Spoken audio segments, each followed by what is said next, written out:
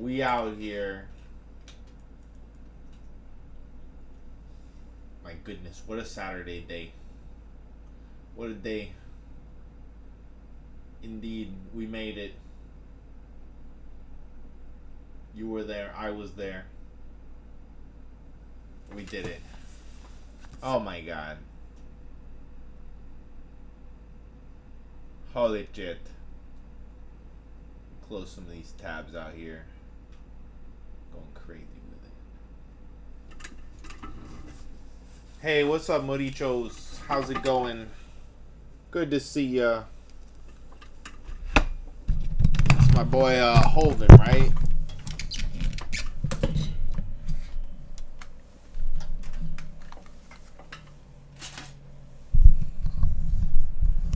We out here. How was your Saturday? It's too much, man. That's too much. How hot are we? A little too hot. Okay. Wow. Well, happy Saturday, Holvin. You're the first in chat. Thanks for tuning in. My goodness, it's been a week here on tcgpackrats. Cheers to YouTube. YouTube made us partners. Alright, I'm officially a YouTube partner. We're working on the Twitch. We're bigger and better things, you guys. So many things. We're hunting a GIBBLE. Now, I can't confirm or deny, based on shiny hunting videos that I'm finding, whether or not I'm even capable of getting this GIBBLE right now. I put a lot of hours into hunting this GIBBLE, so hopefully it is possible, and also hopefully it shines soon. If it is impossible, I suppose this is really a test of how delusional I'm capable of being. And the answer to that, spoiler alert, is very delusional. I'm so good at that. Maybe even the best, the most delusional.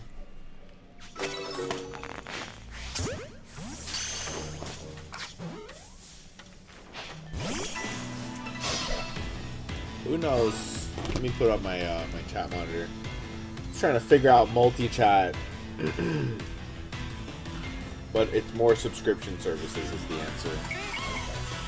The only answer to anything as a streamer is just buy another subscription service, which I know cannot be the only answer, because usually, like, my job for years has been to, like, you know, do the thing that's not a subscription service for people. There has to be an option that with a little bit of skill, like, you can figure out how to get your own multi-chat coded up.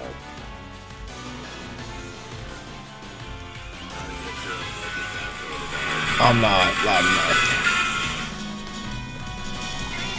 Let's put it right around there. Louder.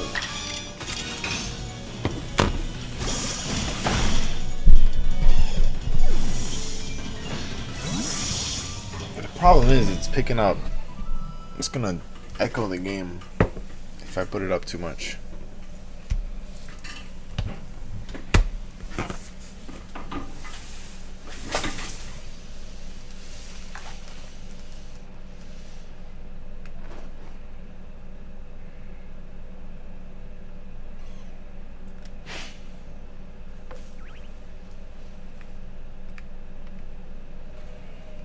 I don't think they're gonna respawn anymore.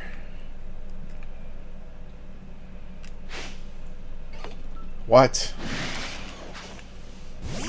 The least we can do is do him the honor of deleting him before we reset.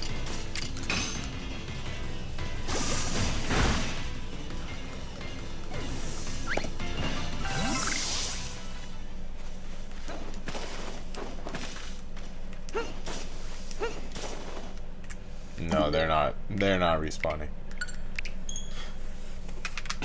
I truly hope that we can get this GIBBLE tonight. We've been working at it for quite a few days.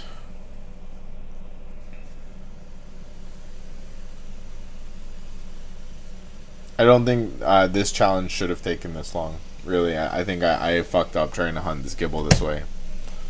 I probably would have gotten a 6 shiny if I would have just stayed rambling and ambling. But you live and you learn. I want this Gibble. Like, I'm allowed to want things. We're allowed to want things, okay, you guys? For a limited time. For a limited time only, I suspect we're still allowed to want things. That may change very soon.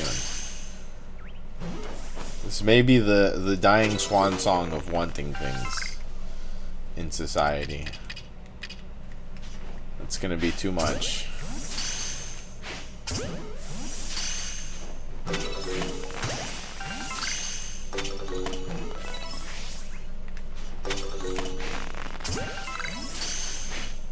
What?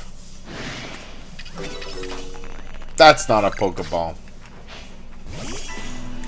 That's not a Pokeball. It's crazy. Absolutely nuts. Let's see here. Beautiful. Fantastic. Wonderful. Tremendous. We love it.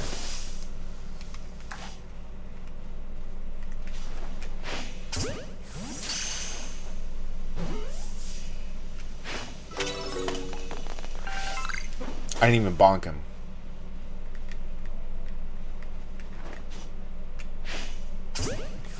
I didn't even get to bonk him.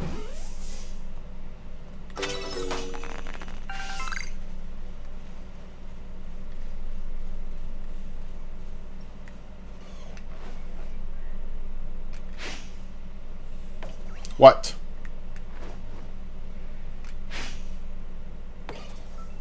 Okay. I'm just too strong for my own good. That's what's going on here.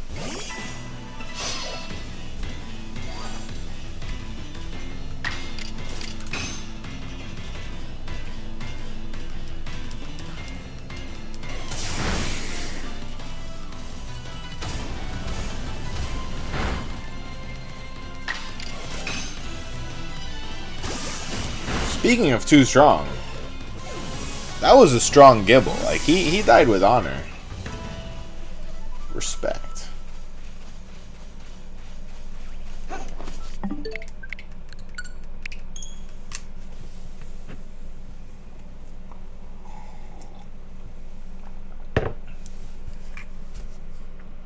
Oh, so good.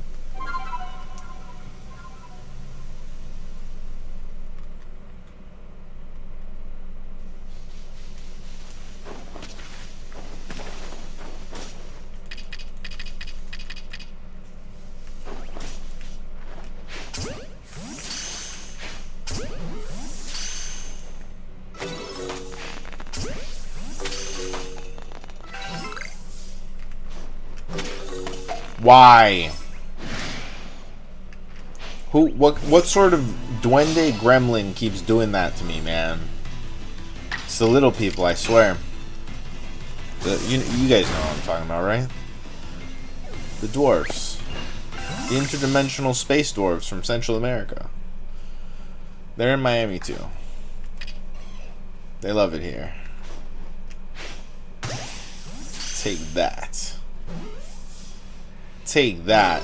Actually, like in Appalachia, they had the same story. They had like the ant people as the duendes, and they'll get you when you're on the path.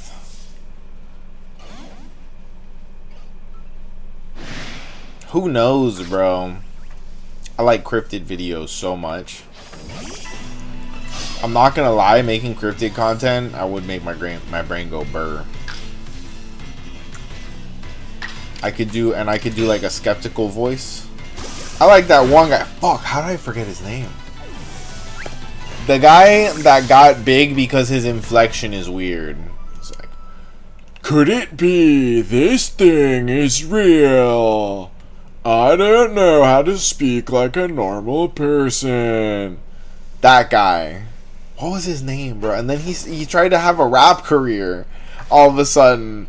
Good for him, dude. But that's why YouTube tells you not to pivot too hard. Because shit like that happens all the time. You're like, I'm doing good at this one thing. Let me use my very specific platform for something else. Oh, wait. It's not working?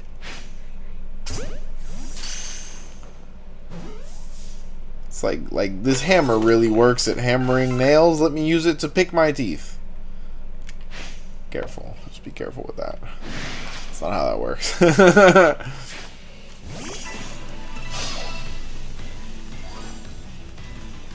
I'm only talking about this because the voices, you know, they start speaking to you. Once you hit monetize, you start getting these crazy little whispers, like Darth Sidious whispers. You need to switch it up. You need to make a rap album, Trevor.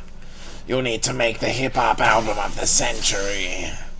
I'm telling you, it would be lit. It would be lit. And I would be like, but this is a Pokemon channel. So what if I'm the greatest rapper of all time? They don't need to know that. I'm just kidding.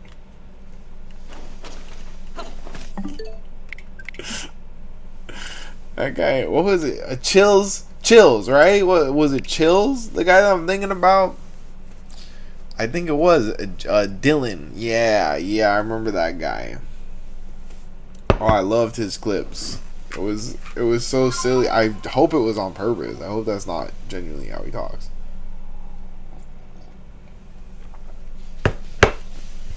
To me, it seemed like he was doing a character, like a skeptical YouTuber character. But that might just be the way the dude talks. I've had this conversation before with people who've seen the videos. Maybe I'm being too presumptuous, but I'm like, nah, that's gotta be, you know, craft. He's an artist. Nobody talks like that. I guarantee you there are people that talk like that. I'm probably wrong. I've learned that I'm usually wrong. Why? I didn't do that. I did not do that. I swear, I would never. I only throw the capture balls. And sometimes rocks at Pokemon. Sometimes in the Safari Zone you gotta do what you gotta do. As they say. What? We're killing it. We're killing it. The little sand shark.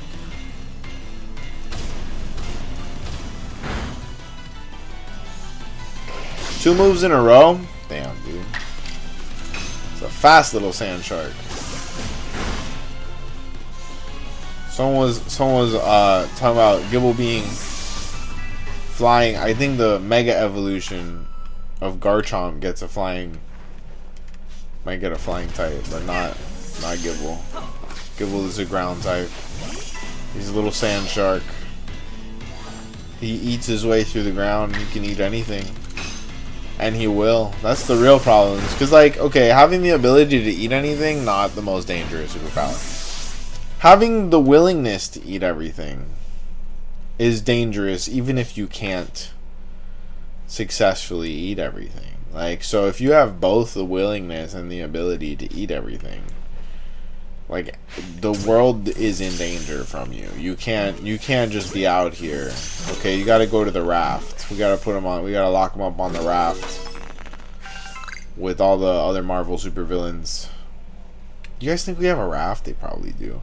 That's what I think about. I think that, like, probably we do have people with superpowers somewhere, and they're just like, they found them. They probably found them. That would be really easy to find. Like, oh, look, that guy is flying. That's not normal. It wouldn't be like, oh, look, it's a bird, it's a plane. They'd be like, that's Jeff. Jeff is flying. We need to call someone. Everybody would snitch right away, dude. Everybody's snitching on you if you have superpowers. You just gotta keep that shit to yourself. Just sucks if you have something that, like, you have to do in public, like, you know, flying or reading minds or turning into an ice menorah based. That was a Scrubs reference. They're bringing back Scrubs, which is, I don't know how they didn't do it sooner. The camaraderie of that cast and the fact that Zach. My brain is saying Galifianakis. Braff. is a director-producer now. I just felt like they would have done this before. Because they kept rebooting Scrubs with the wrong cast. I.e. not him and Donald Faison. And Sarah Chalk is doing great with her career. She's been voice acting a lot of roles. Rick and Morty, among others. Nah, it was time to bring it back. Hold up. Nah, I'm gonna get mobbed. I'm not about it. I'm not about it. No, Octillery, wait. Please. The sharks are gonna eat me. You need to protect me from the street sharks. Featuring Vin Diesel. You got it. Oh my god.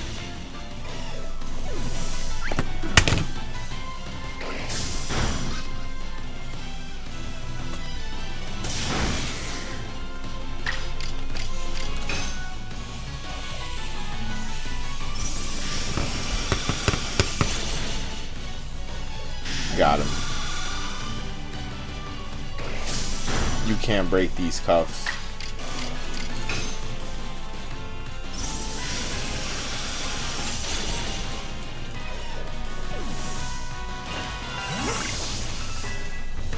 Dang, dude. These things are terrifying. Like, be real. If you ran into a herd of Gibbles in real life, this is basically a ground piranha. It's Carvana with legs.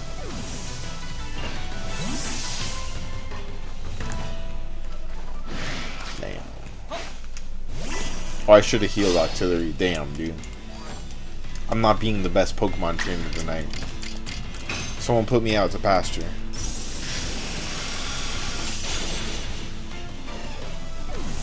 Get in the bush, get in the bush, get in the bush. Okay. None of those are shiny. A fourth one's not spawning.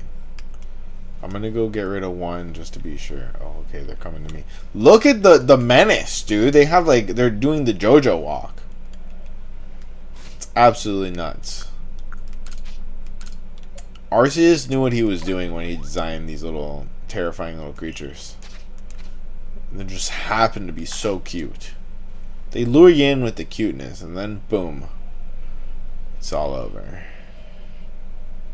They didn't even get the Jaws song. That's how cute they are. Fuck. Come on, you guys.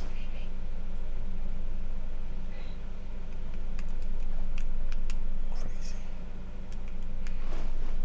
Just taking their time. Wow. I'm just so good at that. Wow.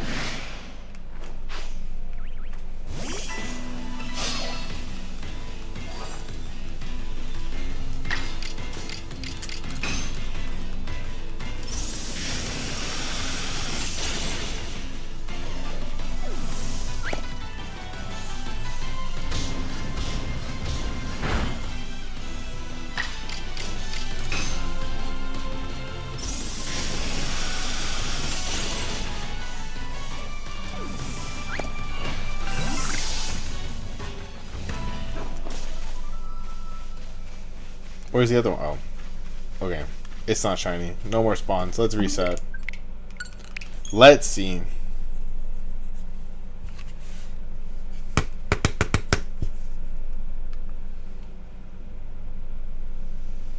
Interesting.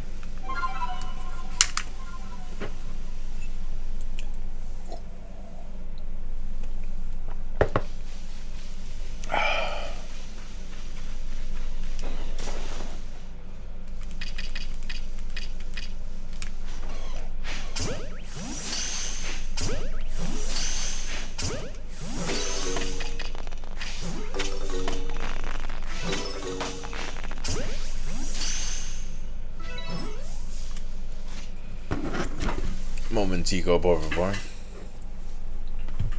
Just need to make sure that the tow truck that I hear outside is not towing my car. That'd be so funny. Nope.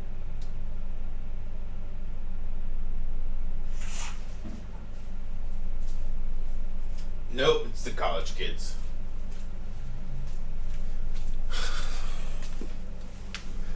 It's the college kids. Too bad. I'm sure they noticed by now. The whole front of their house is glass. They probably. The thing, I see these guys get their cars towed several times a month, or at least several times a year. I'm just like, is it? Like, are they getting repoed that many times? Like, is that even possible? Are they leases? Like, I've never leased a car. I'm a purchaser. I purchase cars. I wanna know that something is mine. If I fuck it up, it's, you know, that's the furthest this is gonna go. You know, you get an accident with a leased car. It's like, then not only did you get an accident, but you like owe people money, and you fucked up a contract, and yeah, no thank you, dude. Too much for me, bro. My first car I bought the first banger I saw on the side of the road that I could afford. I was 18. I was just like, that's mine. Give to me, please.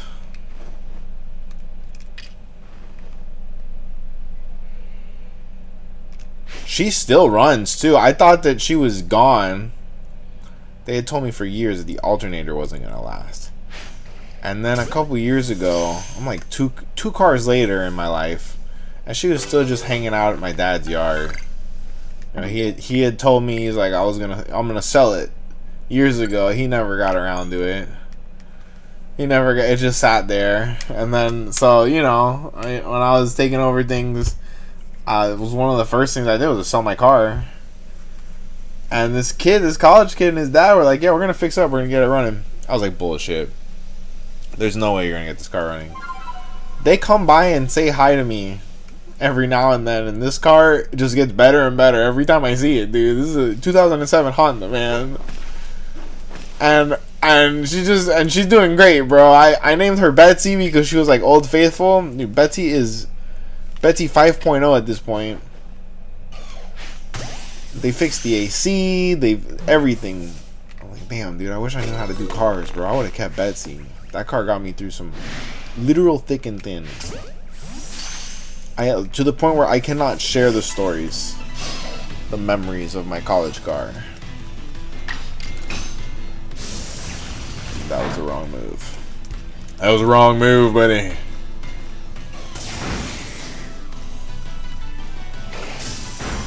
Oh my god. But yeah, dude. Good old Betsy's still running. Now, I took good care of her when I was driving her, but I will say the 2 days, 3 nights after I got my car, they declared her total after what happened, and she still survived. I was like, fuck that, I'm keeping the money and I'm gonna get her fixed. I had a garage quote me at a real good price. I was like, yeah, nah, Betsy's gonna live, and she did. Some dude fully 50 miles an hour ran into me, stopped at a red light, and like I had been stopped. It's the longest light in town. I was stopped for a good 3 minutes or so, just sitting there. This guy had fallen asleep at the wheel. I tried to pull my car up on the curb, couldn't make it, and I was 3 days into driving a car, you know, as on my own, I guess. I had to have a permit and shit. My brain was just like, put it in neutral, so that I didn't ruin the brakes and everything. Because I was gonna get slammed up in front of the car, in the car in front of me, anyways. And thank God I did, dude. Everything about the car was perfectly fine. I just had to replace the bumpers. Basically, just turn the situation into bumper cars. I do not recommend doing this. It's not a recommendation. I don't know if the physics of this line up, but that's how it worked out.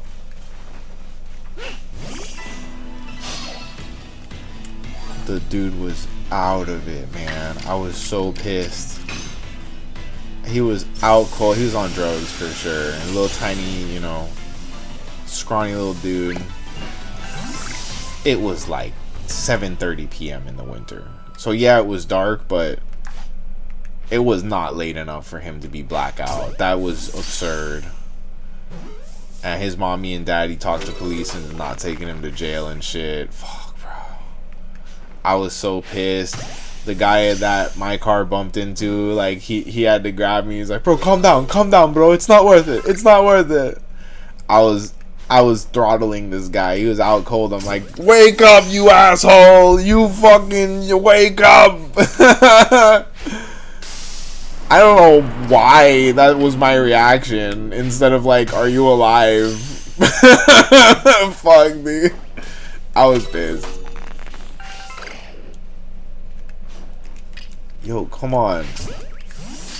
Keep switching my items.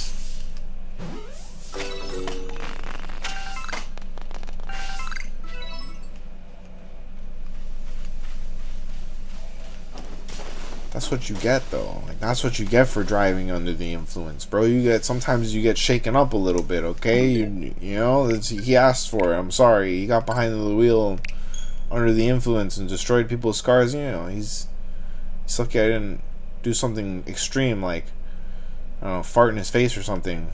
Something severe. Guantanamo levels of fucked up. I give him a wet willy. He wouldn't have survived. He wouldn't have survived. I give the most nefarious wet willies. Purple nurple.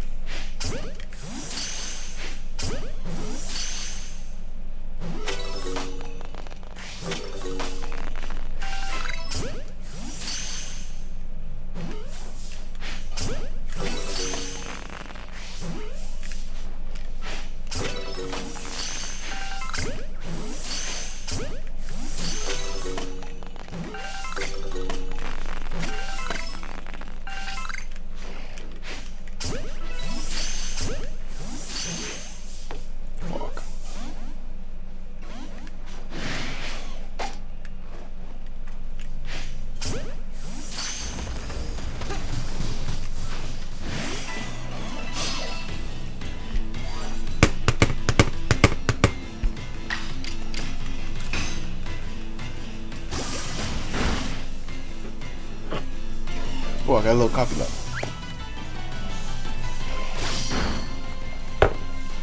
That is one of the best feelings of life. When you think your drink is empty and you look in there and you got like a whole nother drink in there.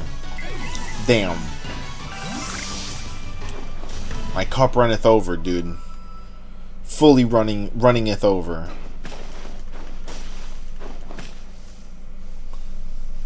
Oh, hell. No, I see red. Whack.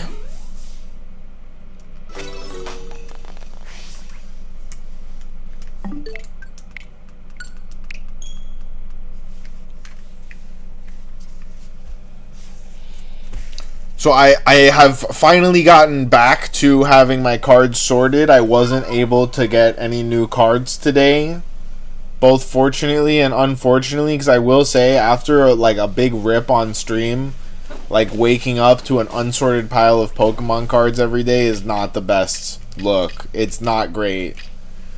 Gotta spend X number of time organizing colorful cardboard squares before you can get anything that you really need done. Which, I'm not gonna lie, some days when you're not like vibing with doing, you know, significant shit, organizing Pokemon cards is like the most productive you can be. It's there for you when you need to be productive, but you can't be productive at the same time, you know. It's a valid alternative. Fuck. I've made a grave mistake.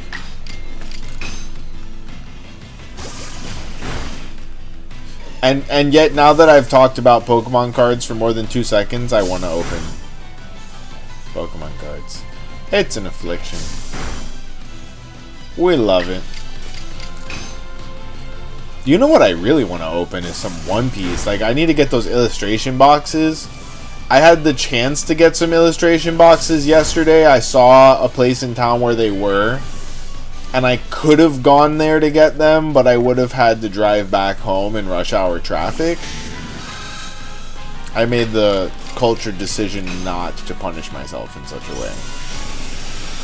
But those illustration boxes look hot, man. And I really like, so far, I like the One Piece releases. Not that I'm keeping them sealed or anything, which would probably be smart, judging from this massive boom in One Piece prices. But, no. I am a huge One Piece fan. I open all of my packs. I open all my packs of everything.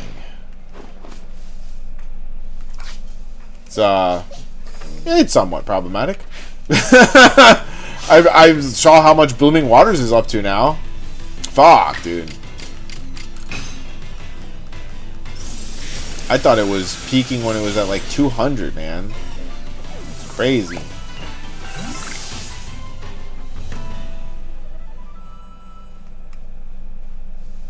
It makes me regret, like, one time I was in line and I didn't want one for me. Like, I didn't want to put that on the card. My friend was like, oh, could you get one and I'll pay you? And I did it for him. I should have just gotten it for me, dude. It's wild.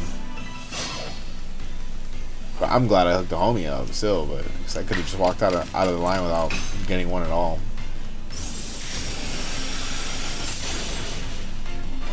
Still, I could have a Blooming Water sitting on my shelf being worth $300-something right now. JK, I would have opened it. I opened all my Blooming Waters.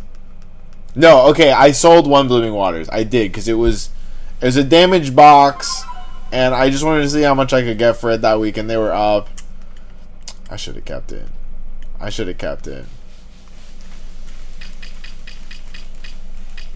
They weren't even up that much.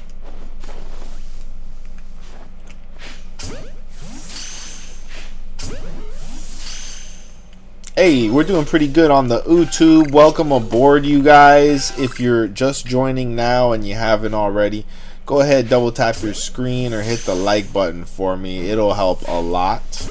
You know why? Because YouTube, it just wants you to exercise your free will.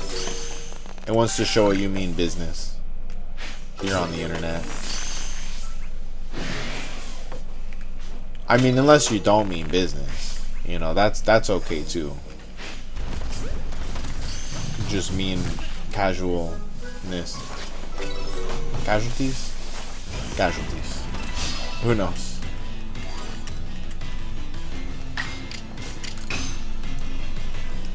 Why does casualties mean that?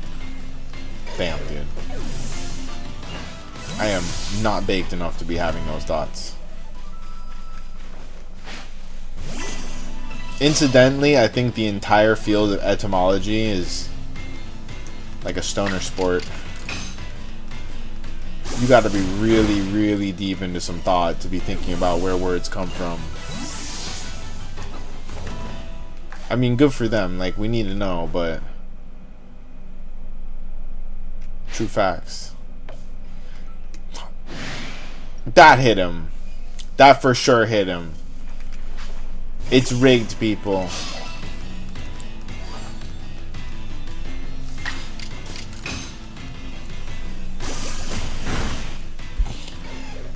Wow.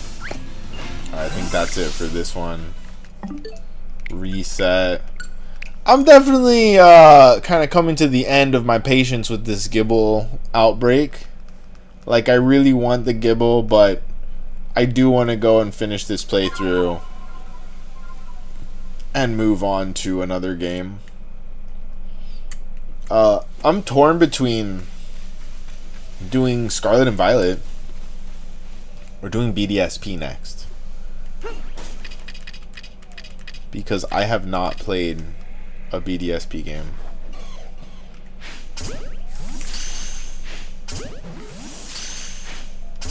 That's the only Pokemon franchise game besides Mystery Dungeons, by the way, that I have not played. I did unfortunately miss out on the Mystery Dungeon games growing up.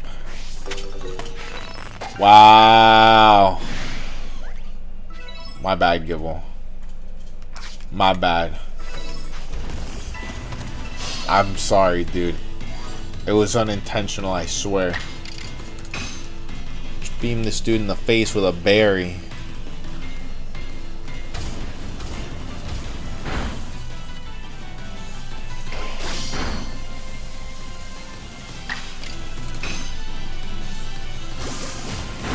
amazing. The animation for Aquatail is just too crazy. They went too hard on that.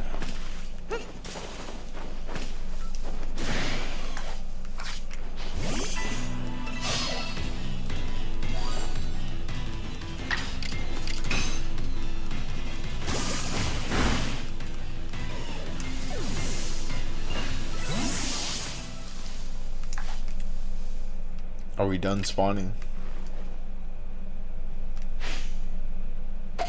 What? Okay, we fully saw it. Hey, what up, Band Slam? How you doing? Thanks for the luck. Hope you're having a great Saturday.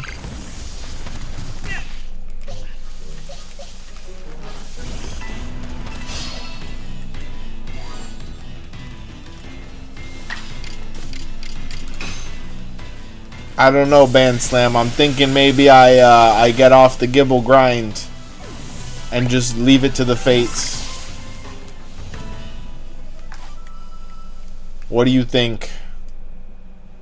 We've been hunting Gibble for damn near 3 days.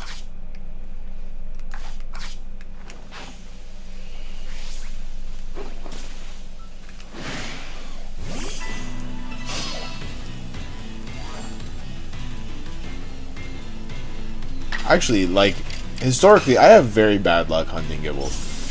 Gibble was one, in the main game of ZA, I didn't get a single shiny Gibble. Like, I had to wait until Mega Evolution to get my Gibbles. Shit cooked me, dude. And we were doing resets on Gibble for at least 2 days in a row at one point. Not a single one shined. Old Area 8 with the burrows. Oh my god, dude.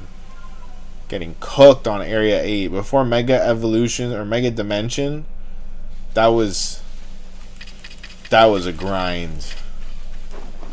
I definitely think people getting ZA after the DLC is out are going to have a different experience of making that shiny dex. It's going to be much easier. Almost too easy.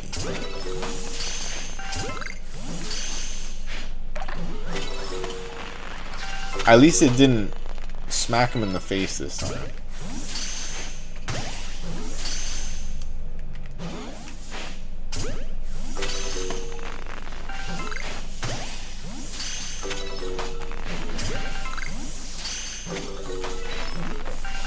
Wow.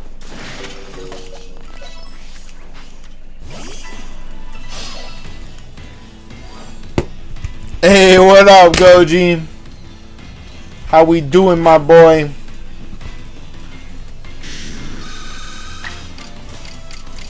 What do you guys think? Should I stick to the grind for Gibble, or should I get off the grind and leave it to the fates?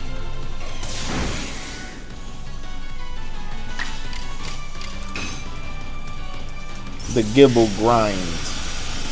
It's been a while hunting this Gibble.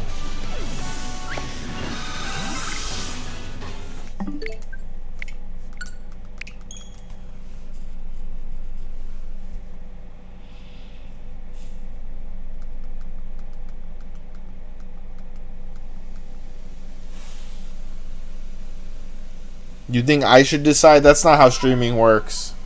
The real reason that people become streamers is so that we can let the internet make decisions for us. You should know that by now. In fact, like, I'll make a poll. Don't make me make a poll right now. I'll do it. I'll do it. Don't make me do it. It's the most dangerous superpower. The freedom of the polls. Wow. Rude.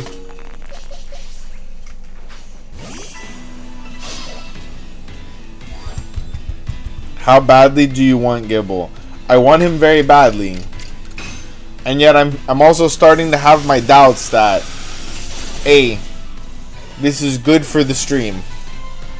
And B, that it's even possible that we'll get a Gibble right now. It's been 2 days. So, as powerful as the delusional part of my brain is, the other parts of my brain that are either not or slightly less delusional are starting to at least become heard. Okay, and that's only reasonable. I'm only human. Wow. Well, maybe not only. Who knows? We got some percent of Neanderthal in there. What was that? No, I heard that. I heard that sound.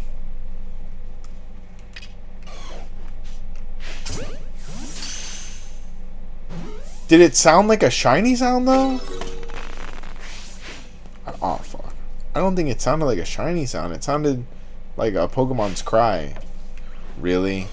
Come on, bro. Really? Get out of here.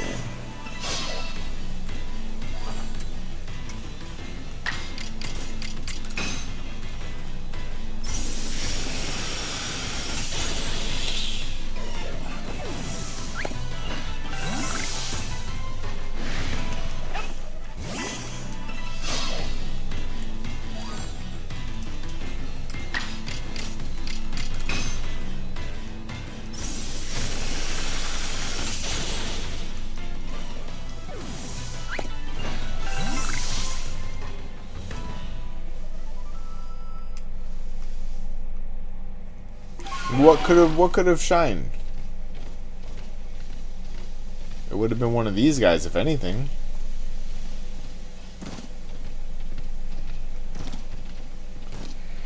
Yo, if one of the Gibbles up top has shine.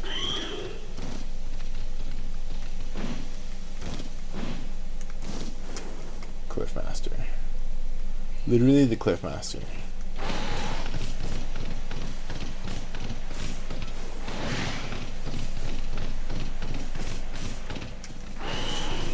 Nope.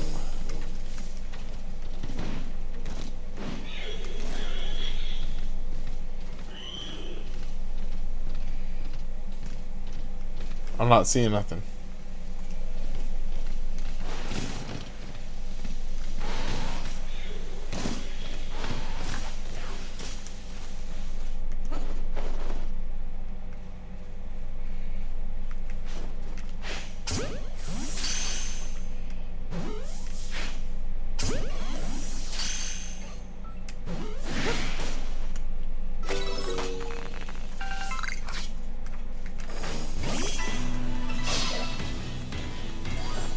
I think we're done with this spawn. Let's hit a reset.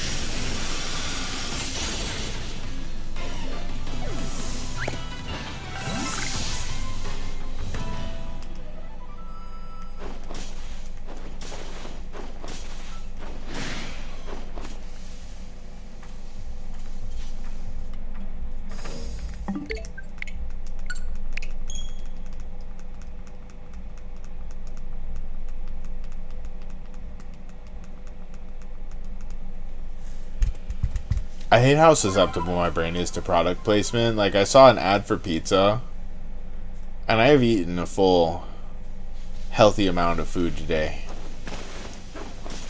I can't stop thinking about pizza. It looks so cheesy in the pictures.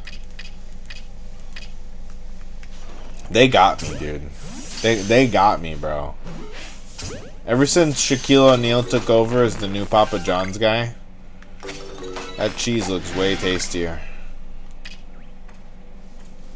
Tell you what, Shaq makes it himself.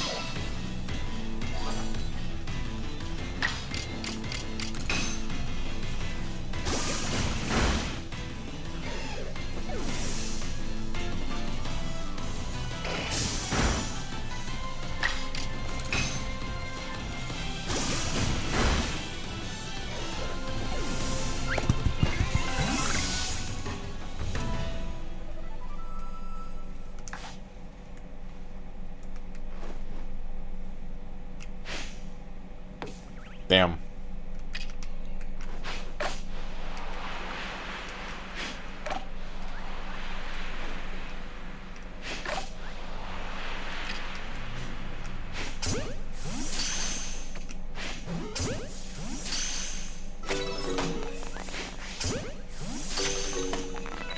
I like how they don't really think about their friends just like disappearing.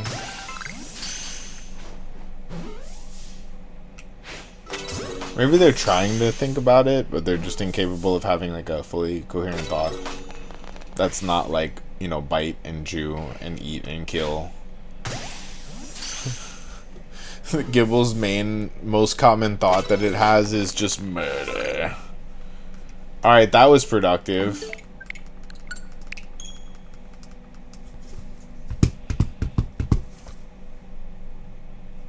We out here.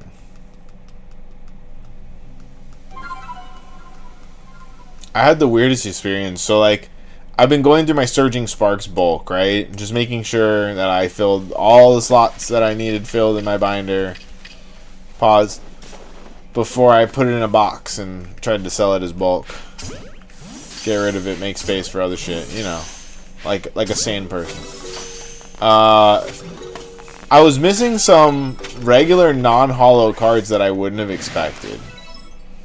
Out of like these huge stacks of Surging Spark, I was missing a Feebas non-holo, a Bufflant non-holo, just random shit. Not even the reverse holo. And then I found this tiny little 10 card stack of Surging Sparks, and it was all of the non-holos that I needed. I was like, did I take these out of the binder or something? Like, how does that even happen? Blew my mind. What are the chances? It's like the opposite of luck. It's anti-luck.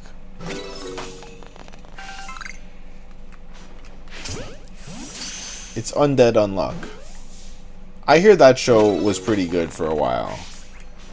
I started when the anime first got serialized, or when the manga first got serialized, I read probably the first like 10 or 15 chapters consecutively. It's been hard to pick up new manga. I don't know, man. Like, I followed Hero Academia all the way through its serialization.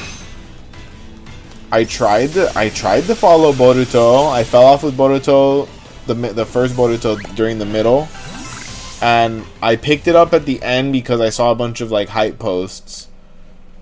Right going into Blue Vortex, and then I read the first 2 chapters of Blue Vortex. I'm like, I'm gonna take a break again. I'm gonna take a break again. This is not what I needed.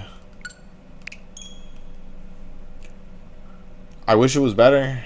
I just feel like all the new powers are just world breaking. Like they were like, oh yeah, we have Rinnegan. Like Sasuke has a Rinnegan.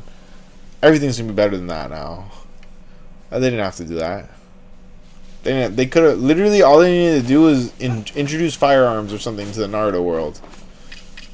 I think that's where they were going in the beginning of the show, right? The first arc of Boruto is that they were like gonna replace ninjutsu with technology, and then like, you know, the old heads were scared of Boruto cheated or some shit, and then that plotline just disappeared. They were just like, yeah, the gods came as soon as that happened. They didn't even develop it at all. Crazy, dude. Crazy. I think that was one of the mistakes that was criticized in the movie. They're like, okay, we'll fix that in the anime. They did not. They did the same exact fucking thing. Crazy work.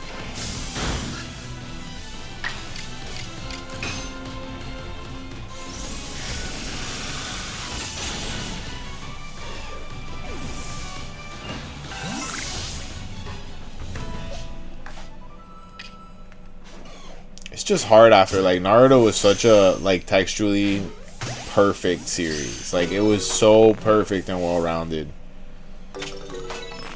There was just enough of everything.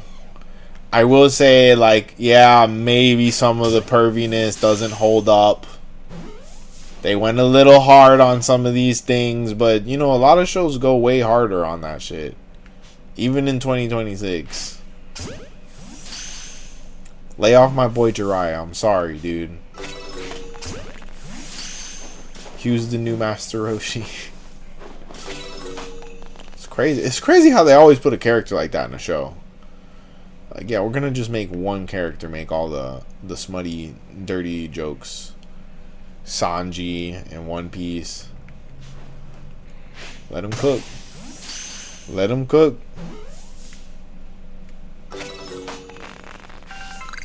Sanji, oh man, Sanji had a moment in this week's manga, no spoilers, but finally, bro, I love Sanji, man. I love me a good Sanji moment.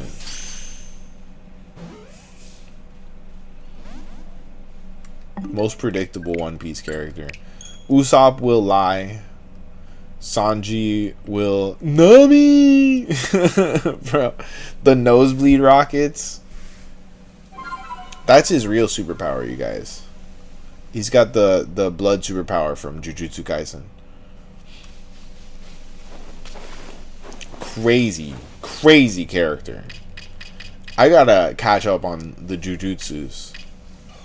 I never read the manga. That's supposed to be a good one to read, as opposed to just watch. The Jujutsus.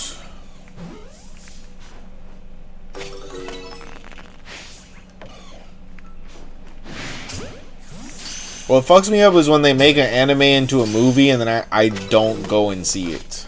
Like Chainsaw Man. Ain't nobody can afford the movie theaters these days. I'm sorry, people. I'm sorry. That's not it. I could wait for the at-home release. I'm already paying too much to watch it.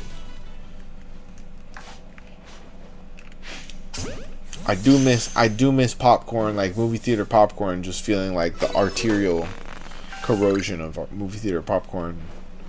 Nothing quite beats it. But the other thing is, I think that they made movie theater chairs too comfortable in the past few years, and that's coming from someone with like an actually broken back. Like, I love comfortable chairs. Don't get me wrong, I need comfortable chairs. I wouldn't be able to survive without them. But I don't want them to be too comfortable at the movie theater because my ass will fall asleep in the movie. And then I just basically paid $100 to sleep in a chair. And that with the TV on. And that don't make no sense. The movie theater chair needs to be medium comfortable. You know what I mean? Like, if it reclines, get wrecked. The feet go up, you're cooked. You're cooked, dude. The movie theaters where you're just laying in a bed with your girlfriend, bro, I would be asleep right away. And it's not because I'm getting old. I have been like that since I was a child, dude. I fall asleep, dude. Man. Ah, shit, dude. I don't know. I can't be too comfortable in a movie. Something about a nice mid-plot line. Even if the plot's good, I'm liable to fall asleep. I'm not gonna lie. Stop! Maniac.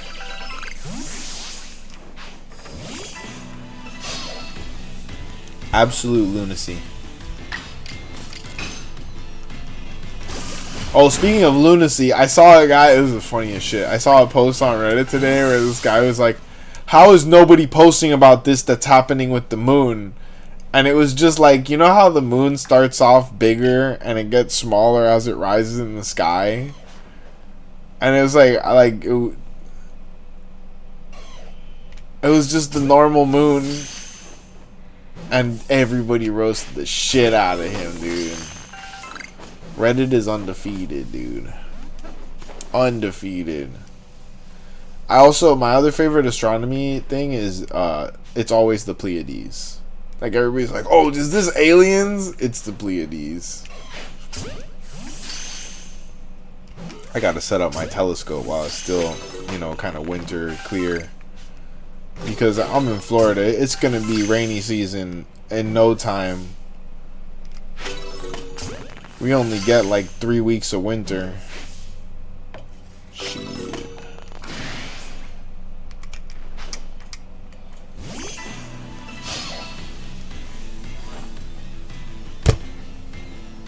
Oh, no, I already read that.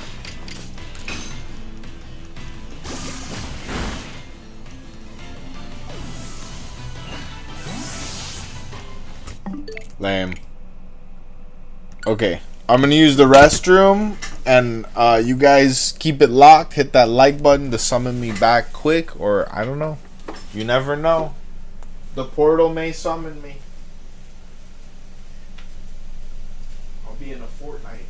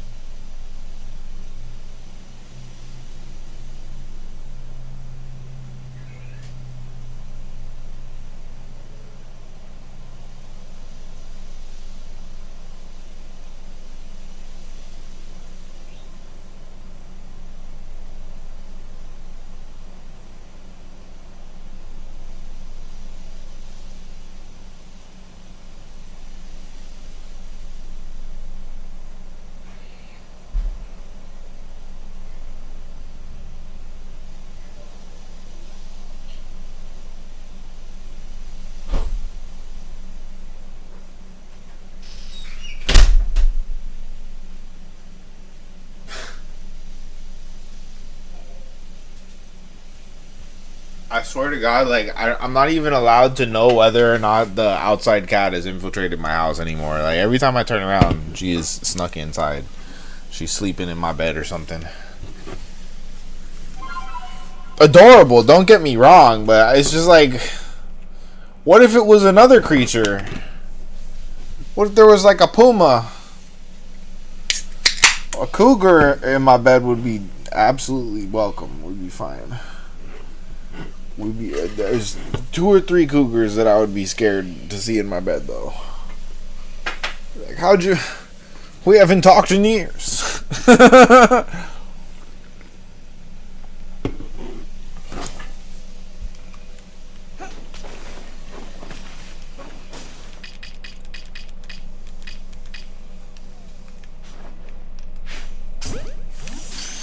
Should make infiltration. Nah, I'm pretty sure I've adopted this cat by now. You know, she's been hanging out for over a year. And, you know, since Nokia passed, she's just basically been here all day, every day. I think she's my cat now. I also do think she goes to the neighbors for food several times a day. She's for the streets. But just because she's for the streets doesn't mean I can't claim her, okay? It just means that it's probably not healthy. Anyway, we're not going to overanalyze it. Let the cat. I'm just like, if she's actually pregnant and she has a bunch of kittens, I get to name them all. So, it's a win-win. It's a win-win.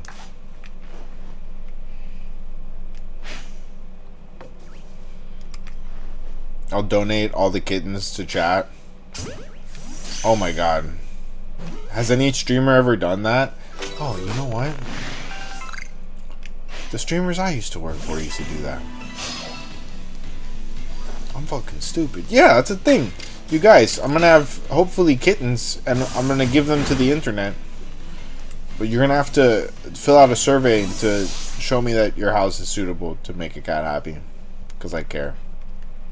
I'm not gonna send the cats to random people, you guys. I'm not crazy. I'm not crazy, dude. They used to, the people, my old boss used to drive around the whole country to deliver cats. Just on a whim. Isn't that nuts? That's like super, super kind. I don't know if I'm cut out for that life. I might just put up a box on the side of the road and just sit there and sell cats instead of lemonade for free. Oh my god, I saw a lemonade stand this year for the first time since I was a kid. I didn't think people still did that with their kids. Guess how much they were selling the cups of lemonade for? $5. I hope she sold 0 cups of lemonade. I'm sorry. Are they raising an entrepreneur or a tyrant? $5 cup of lemonade. That's crazy. Sell my cups of lemonade for $0.25.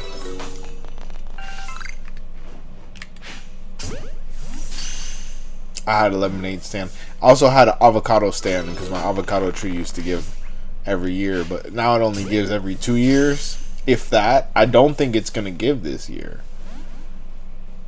and this would be the 2 years. I'm worried about her, but I'm gonna put fertilizer again. Hope for the best. I let a colony of bees colonize her. No pause intended. That's like the best thing you can do for your fruit tree, is to let bees live in it. And it worked that year. I got a lot of avocados that year. They were good too. Nothing last year. Nothing this year. It doesn't even seem to it had flower buds. Okay, that might be what's happening because the frost happened. It had buds like 2 weeks ago and the frost happened, so that might have fucked it up. I know when they're young, you gotta, keep them warm during a frost. The avocado trees are sensitive, but my guy's like older than I am, so it should be fine.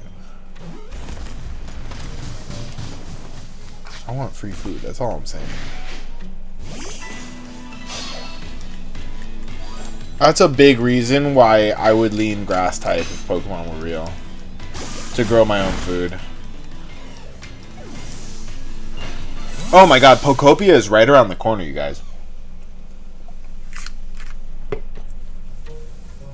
Now, I have it pre-ordered from the Pokemon Company. So it should be here on release day with my Ditto plush, which I am going to put on my shoulder for the whole stream. He's going to be my best friend. And I believe Ditto is a them, they. We should respect it. Anyways, I'm pretty excited for Pokopia. I love me a survival game. Crafting survival. The kids yearn for the mines, you guys. So we get Pokopia in March, and then what? I'm kind of locked in on my Pokemon Center pre-orders. I almost decided to get the Surging Sparks booster box this week. Like I got in, but I hesitated for too long thinking about it and like researching the price point and shit. I should have gotten it. And by the time I clicked add to cart, it said unavailable. I fucked up. But I've been doing pretty good on my Pokemon Center shit pre-orders. I got the Ascended Heroes, so I should be getting the Ascended Heroes Pokemon Center boxes the day of. And then the Perfect Order, I pre-ordered everything.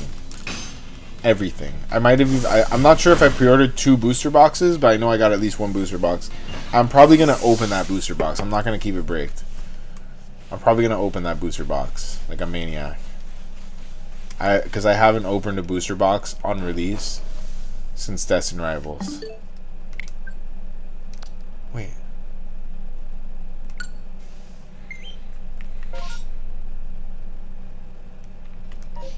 Okay, it's over.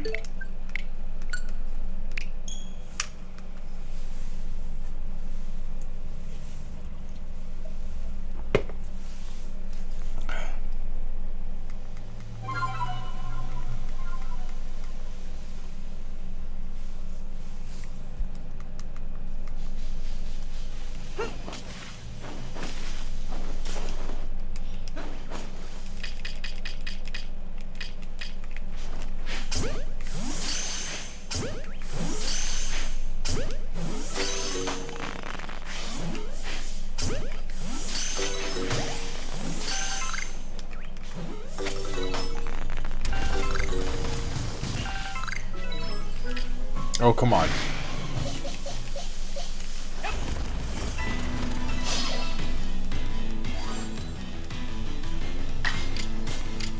$3v1?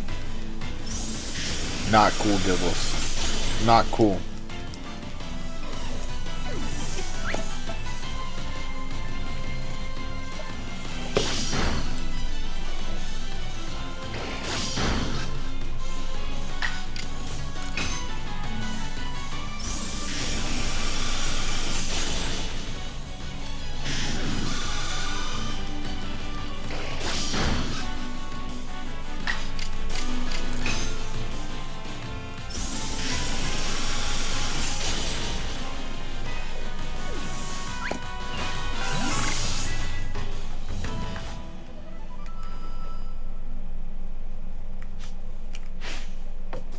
What?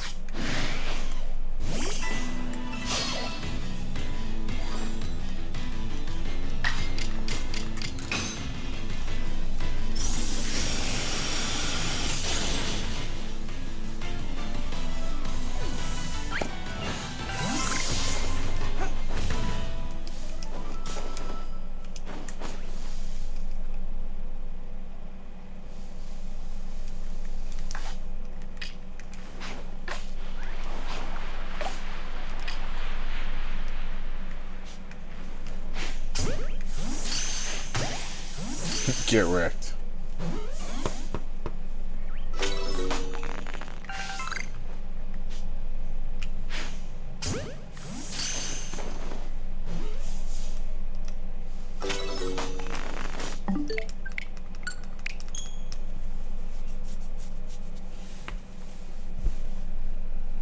I feel like I need to stop hunting these Gibbles, or else the shiny gods are gonna curse me.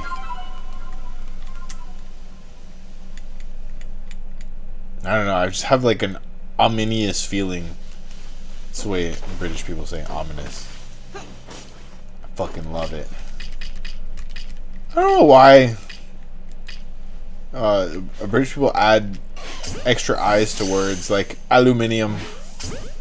But it's not there. It's not, they don't spell it different. Wow, dude. Just ruining my credit with the Gibbles. Okay. Yeah, no, yeah, that's exactly what we wanted to do. 4v1. 4v1 tag team. Back again. Check it direct, don't tell your friends. Hold up, man. Davy Jones got this.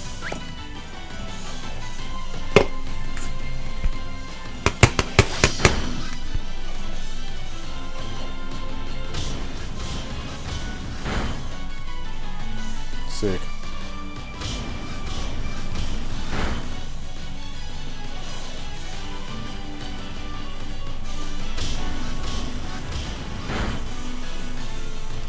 Getting my shit rocked, dude. Now we need to run.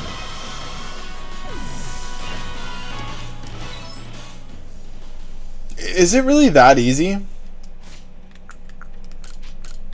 Should have been doing this the whole time.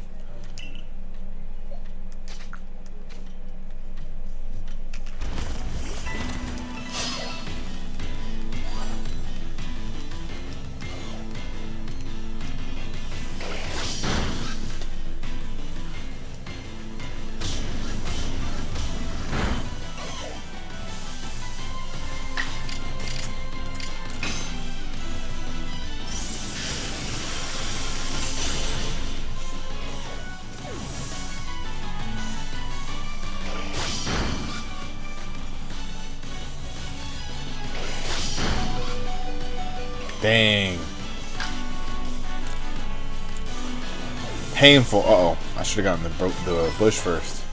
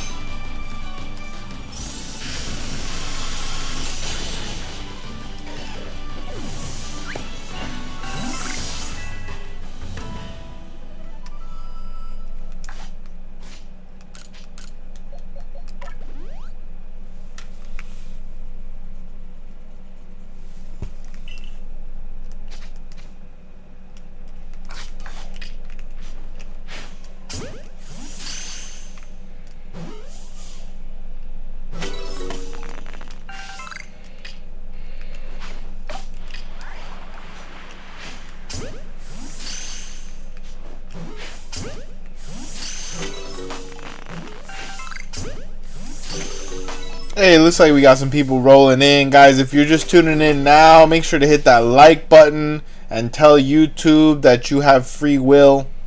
Okay? You don't want to forget that. We don't want the AI overlords to forget that we have free will. As much as we love the AI overlords, you guys, they're listening. We love them. They're the best overlords we've ever had. They're so good. Hit the like button to show the AI overlords how much we appreciate them. Oh my goodness. Where would we be without them?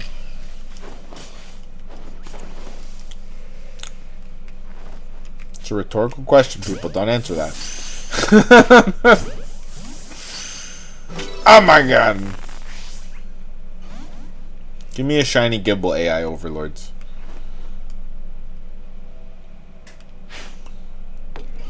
Come on! That was... okay. They don't appreciate my sense of humor tonight. It's okay. It's okay. I could always take the red pill. Oh, was it the red pill that woke him up or the blue pill? I can't remember now. I always get that mixed up. That's why whenever Morpheus shows up, I just take both of the pills.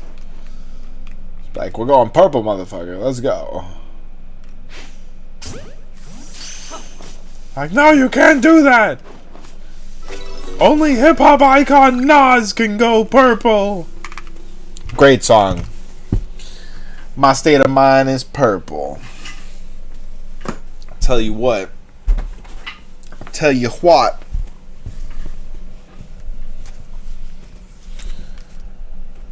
Okay, you guys. Locking in. We're locking in.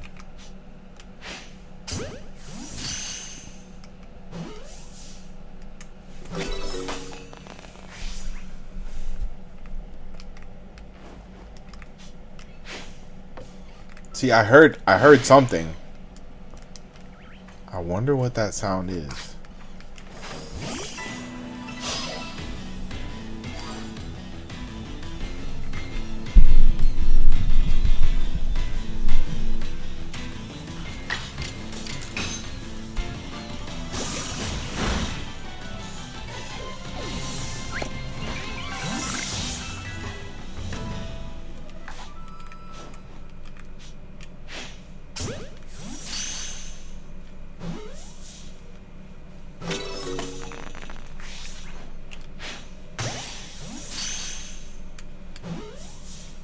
Oh.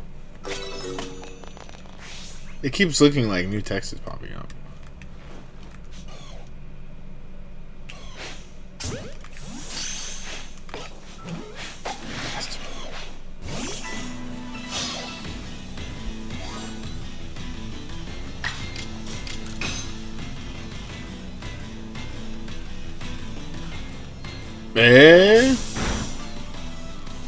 not cool, dude. So today while I was doing some chores, I put on South Park Bigger, Longer, and Uncut, and while I can probably not quote that movie at all on YouTube, let me tell ya, not only was that movie literal prophecy, and it just makes so much sense that they went full circle in the new season of South Park, just reiterated a lot of Bigger, Longer, and Uncut, like, motifs and themes and character arcs. I mean, really, this season was awesome. I think we needed, like, we have gone full circle as a society in ways that, like, only someone with the mind of a deranged cartoonist like Matt Stone and Trey Parker could have seen all of this coming, and then boy did they see it coming. Everybody's like, oh, The Simpsons sees the future. I think that that's the point of satire. Like, I wrote a satire series over the course of, like, 8 years. And then we took so long writing the series that it just started to come true. And we didn't know if we could release it anymore. Like, I can't talk about it. But it was really crazy to see all these things coming to fruition that we had written jokes about, like, you know, when we were in college. And you know, we're sitting there, we're like writing through the second season, it's like, oh yeah, the first season already happened in real life. Whoops. It do be like that. That's kind of the job of like fictionalists. You know. What's up, Betty Brewster? How you do, stir? Better late than never, as they say. Better late than never. How was your Saturday? You know what? Where is my AC remote?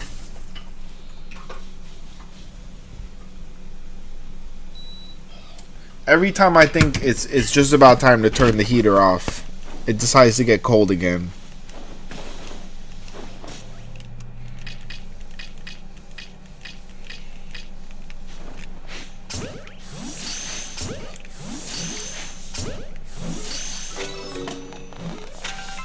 Betty Brewster, how was your Saturday? Hopefully amazing. Hopefully tremendous.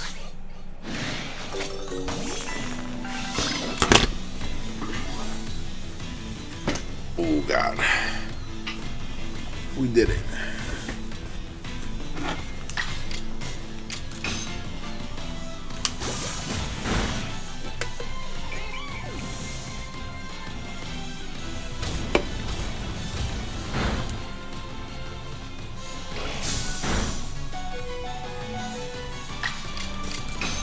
Why did I do that?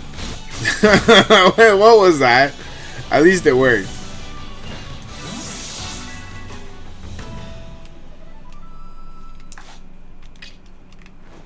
Hold up. Why is that Gibble all the way over there? How did he do that? We're down to the last three. Dang. Oh, okay. No, we're not.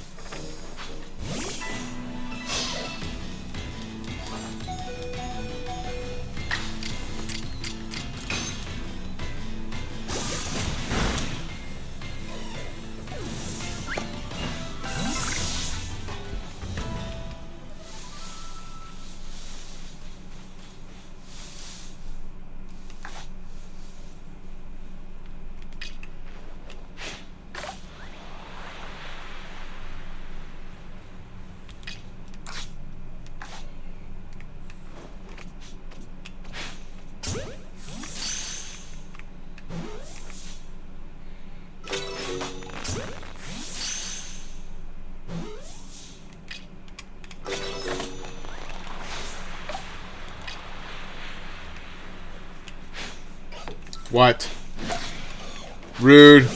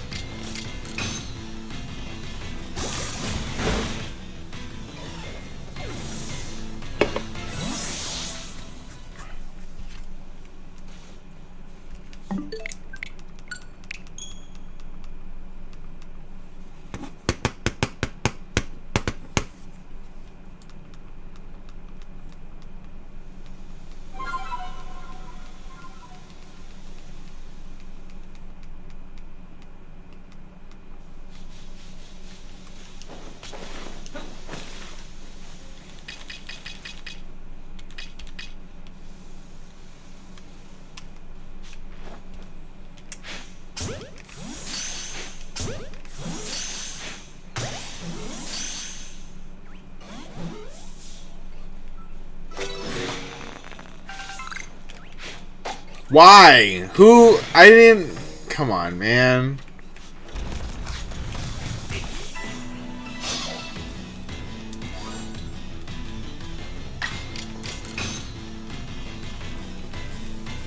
He's such a silly little guy.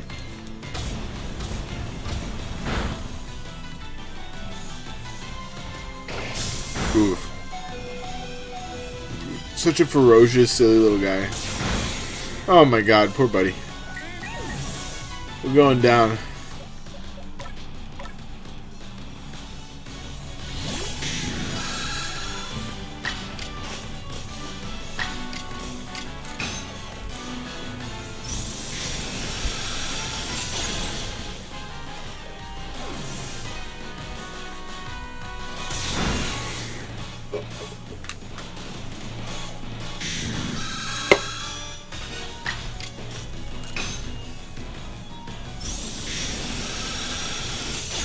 Sick.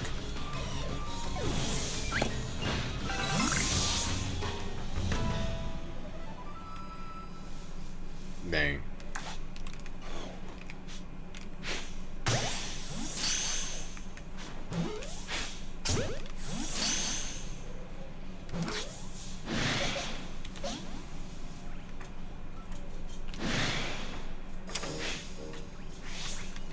What?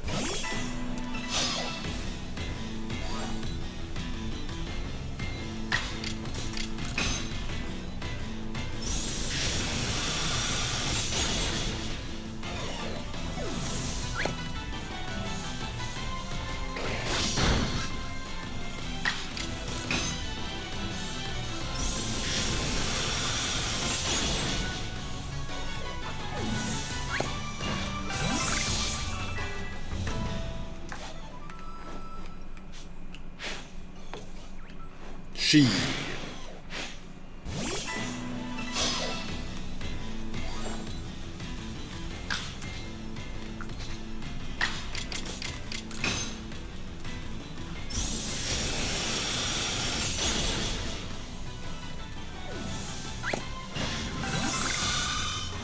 Hey, relax, guy. Relax, guy. That's so crazy. Like, that's just so crazy that they went full circle. They just put the president was Saddam Hussein now.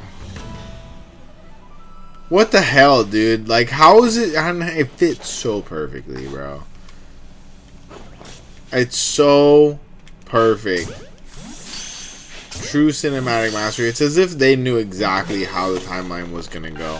And then why? Well, they warned us. I guess they warned us. Well, why didn't they stop it? You know, we could have had a better...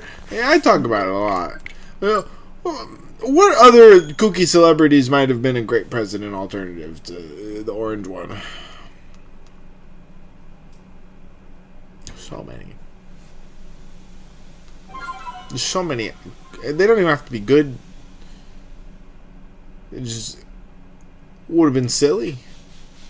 Wow, I mean... So many people.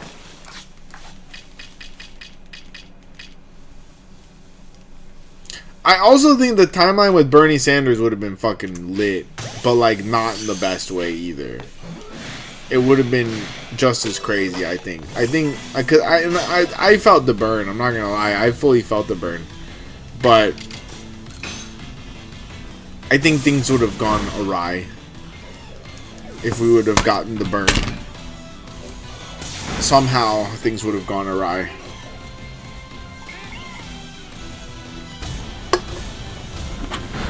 Whatever happened to the Yang Gang? Is there still a Yang Gang, you guys? Is Andrew Yang still around? I'm gonna be very sad if it's like, no, Andrew Yang exploded. The Yang Gang!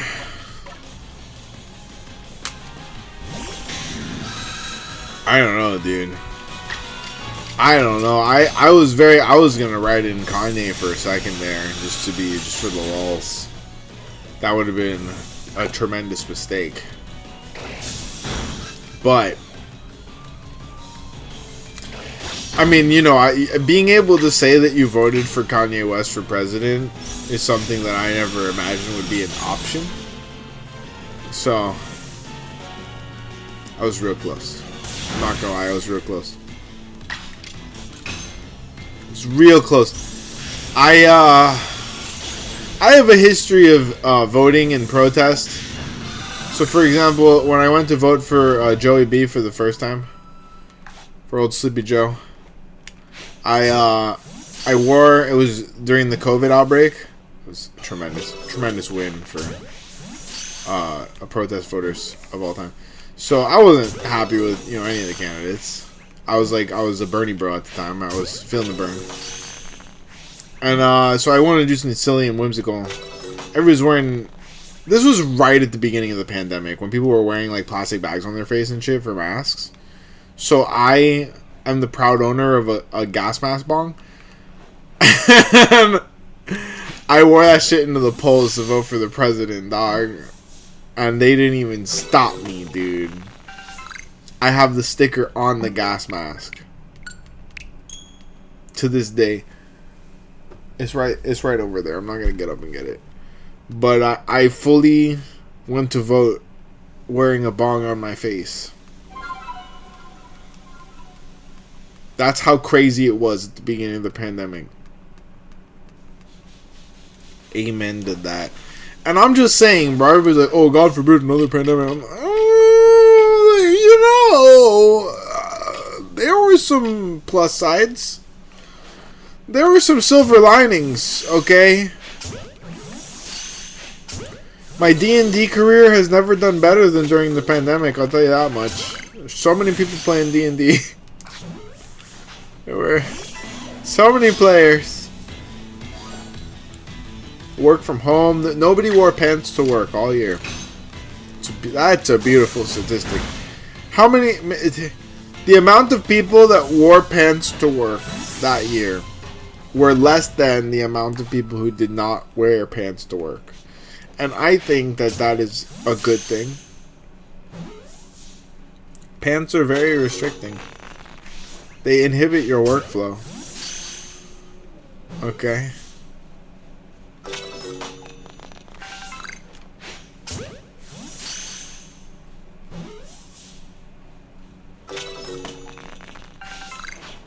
Why? Okay, at least it didn't hit him, but come on with the berries.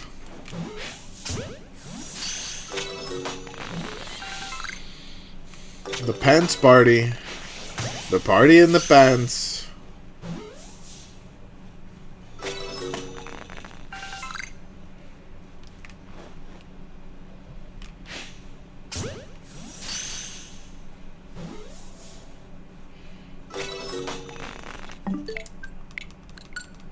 I don't know how much GIBBLE I have left in me. I'm not gonna lie. I need some variety in my life. We need to GIBBLE. We need to see other people GIBBLE. As much as I want the GIBBLE to shine, it's too much GIBBLE for me. Watch it shines right away.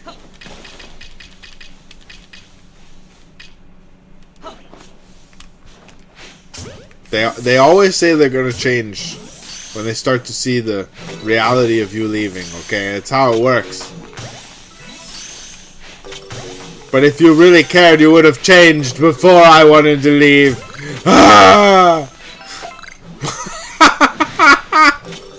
That's perfect timing.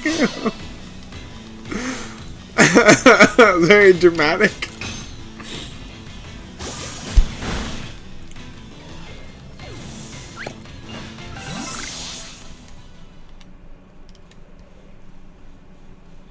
You know what I've been wanting to watch? Being very dramatic, I've been wanting to go back and watch some Steven Universe recently. Oh my god, I kind of miss Steven Universe. I heard tell that they might do a new Steven Universe show with Lars. Like a spin-off just with Lars. And then I don't know what happened to that.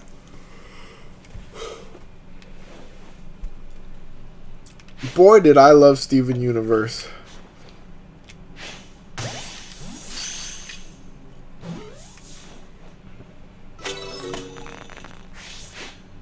Oh my god, dude. Who keeps doing this?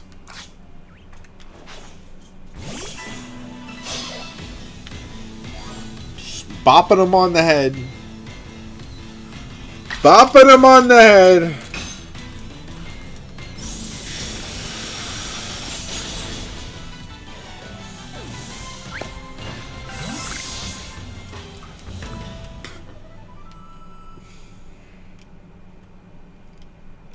That's it.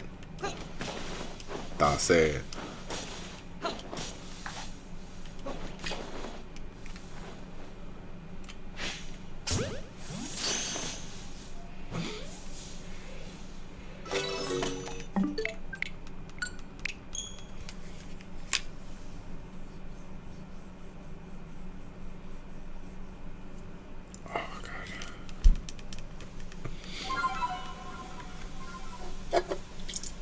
Uh-oh. It looks like it's time for another beer, baby. Saturday. Guys, we made it to Saturday, first of all. Bless yourself up, okay? Whatever it is that you enjoy, I want you to go grab one of them. I don't care if it's a cookie. I don't care if it's a tasty beverage. Okay? I want you to go grab one of them. Because you deserve it. You made it to Saturday, and you didn't have to. Okay, you could have hung out on Wednesday and just stayed on a Groundhog's Day time loop. Okay, that's always an option. It's always an option.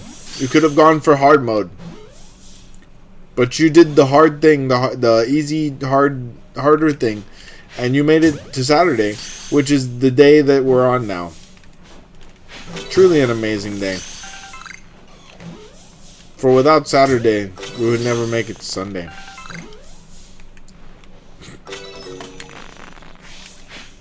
I have no idea what I'm saying. I'm just reading off the prompter, you guys. He reads whatever they put on the prompter.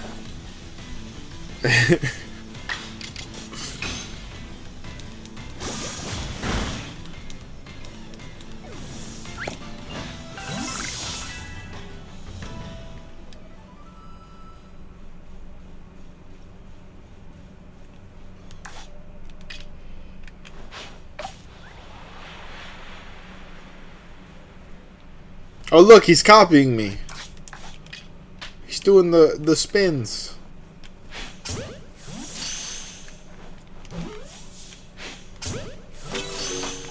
They got some sort of flying bug in my room, and I'm not vibing. He was not invited to the party.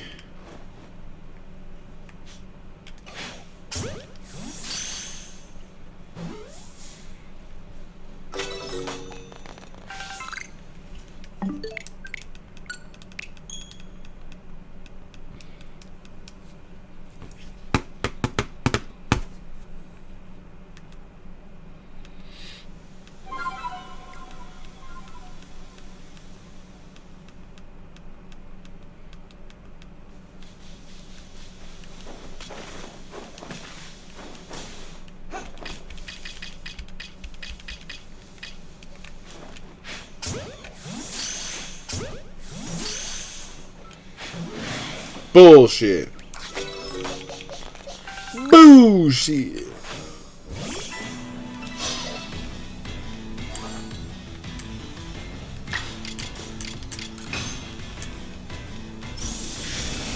Yeah, I had the best lunch today. It was basically just the same shit I made for dinner yesterday, but even better. I do be meal prepping. So I took all the veggies. Like I made, you know, a good bit of veggies. So I took all the veggies, I put them in the pan. I shredded up a chicken breast, put it in there, all on top of some fresh asparagus. You know, cook the asparagus new, reheat everything else from the fridge, and get it all nice and tasty together. And then, you know, right time, perfect time, you put the spinach on top. Wait 2, 3, 4, 5 minutes. Mix it all in. Give it another, 5, maybe 10 minutes. Pull it all out, and you got a nice little hot bowl of amazing, delicious meat and veggies. Okay, everybody always goes crazy about filling shit with sauce and crema and... Dude, I like it when I cook a vegetable so well that the taste of the vegetable stands on its own. I feel like that's really the challenge of cooking for me. Is like making the food taste good for being itself. How else could I say that? That's better. You know what I mean? Just to bring out the best inherent flavor of an ingredient. Like, I like the taste of chicken. I like the taste of broccoli. You know, yeah, maybe a little salt, okay, a little pepper is cool, you know. I love all the seasonings and everything, don't get me wrong. Like, I'm gonna season my food. But the seasonings have to complement the flavor of the food. Like, okay, like if you're cooking beef without cumin, you're doing it wrong. For example, like you need cumin in your seasoning for beef. I don't know why. I can't explain it. It's just what my taste buds demand. I figured out that that was a spice. I remember when I figured that out too. It was like probably junior year of college. It was like, oh, this is the spice that my burgers are missing. I didn't have no cooking role model, you guys. I had to learn cooking the hard way, just by trial and error. In that sense, I'm probably still learning a lot of things.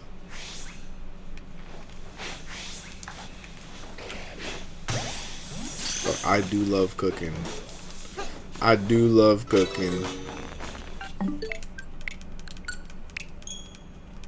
So yeah, that fire lunch.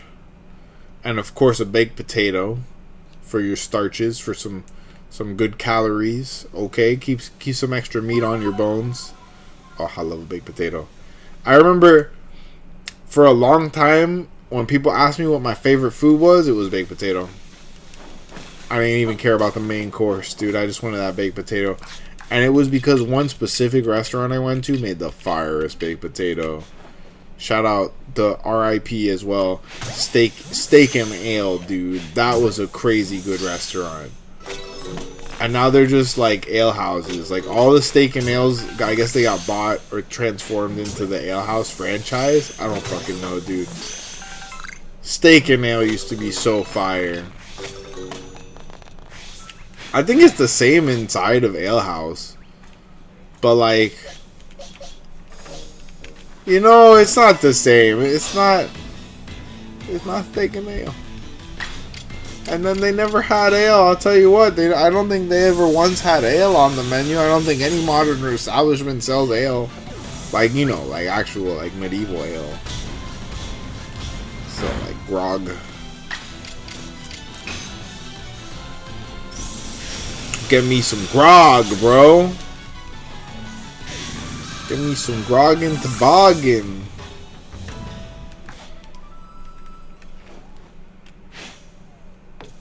Wow.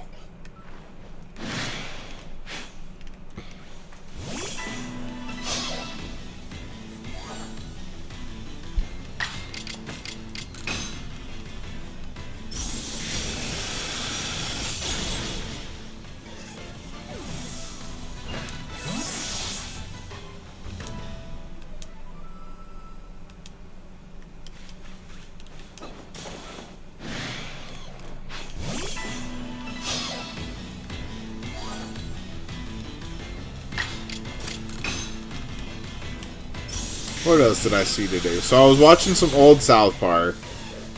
Putting on the bigger, longer, and uncut movie was definitely like the most refreshing thing that I have done in a long time. And that movie is obscene as hell. But in ways that like remind you that like, society could be better. We could have more freedoms of speech. It's a musical too, which a lot of people forget that was a musical. Such a good movie, dude. I miss Chef. Isaac Hayes was one of the most talented people that ever lived, and he chose to be Chef on South Park, which is, he blessed this timeline with that, because he didn't have to do that. you know, he had a fantastic career as a soul and R&B icon. And he said, you know what? I like this script. I like this character. I'll lend you guys my voice. Oh boy, I miss Chef. The Chef era of South Park. Take me back, bro. Take me back, bro. And he explains the facts of life to the kids, and then like it cuts and he's in bed with one of their moms or some shit. It's just fucking timeless, dude. It's like, alright, children, y'all don't need to be thinking about that. Mrs. Cartman. Like, oh fuck, dog, hold on. Best character. And then like old Mr. Garrison and Mr. Mackey also really do it for me. I think like seeing Mr. Mackey smile in the Bigger, Longer, and Uncut movie, I was like, oh yeah, Mr. Mackey used to be happy. That was a crazy experience. Do you guys remember guidance counselors? I don't think they do guidance counselors anymore. At least not in the same way. They can't. They literally, the way that the kids are fucked up these days, they absolutely cannot still have guidance counselors. Like, nobody's getting guidance. They probably gave up on that shit in like 2015. They're like, nah, we can't guide these kids. It's like that one movie, where he's like an inner city tutor or detention teacher. He's like, how do I reach these kids? How do I reach these kids? South Park made fun of that too. A stand-up guy or some shit. I don't know.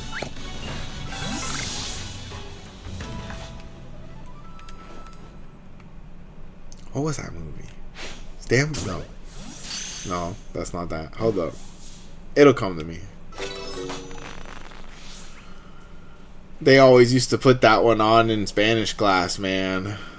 It was that or Spanglish with Adam Sandler. Oh man. When you got a substitute teacher. Spanglish. That was a pretty good movie. I'm not gonna lie, dude. I've seen it way too many times because of that phenomenon I just mentioned, but Adam Sandler's a G. I saw that this week, like, his daughter went casually dressed into like a designer shop and they humiliated her. So he showed up and he bought every bag in the store.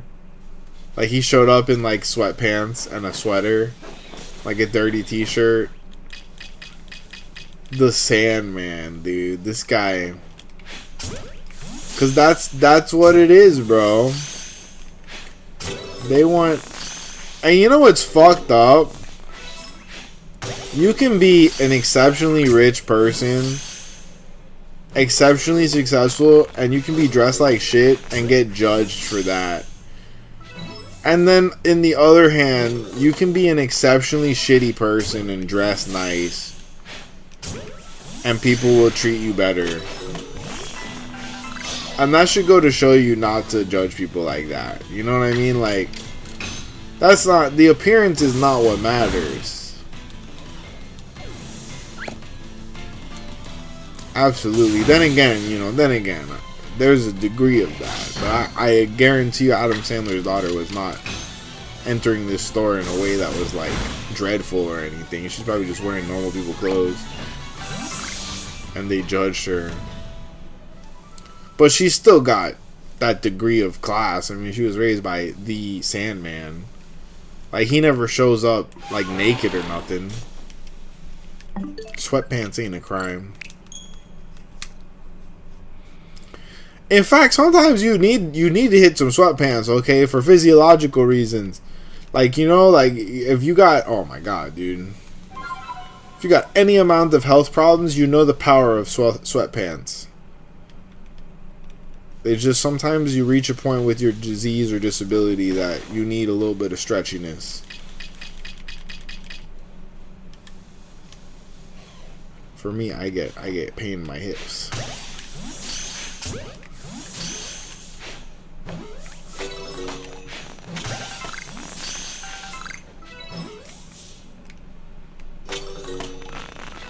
What? Who decided this?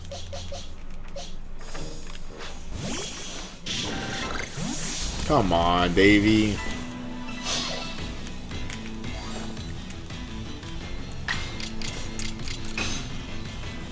Man, I think it's about time for an Adam Sandler binge. Now that I bring up the Sandman, I am a huge Adam Sandler fan. I love his movies. Oh my goodness. Happy Gilmore. Hell, even the Longest Yard, bro. Some people want to hate on that movie. I don't know why.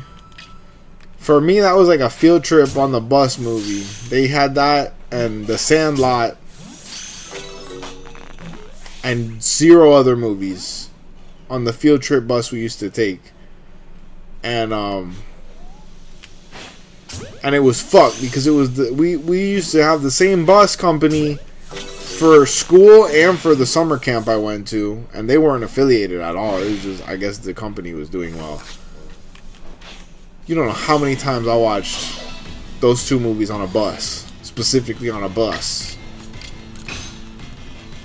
Crazy work. And The Sandlot is a wild movie. That's a crazy. First of all, Stephen King. Pretty sure Stephen King wrote the book The Sandlot, right? Am I thinking of Cujo? Yeah, I think both of them do. Sandlot is a crazy movie, though.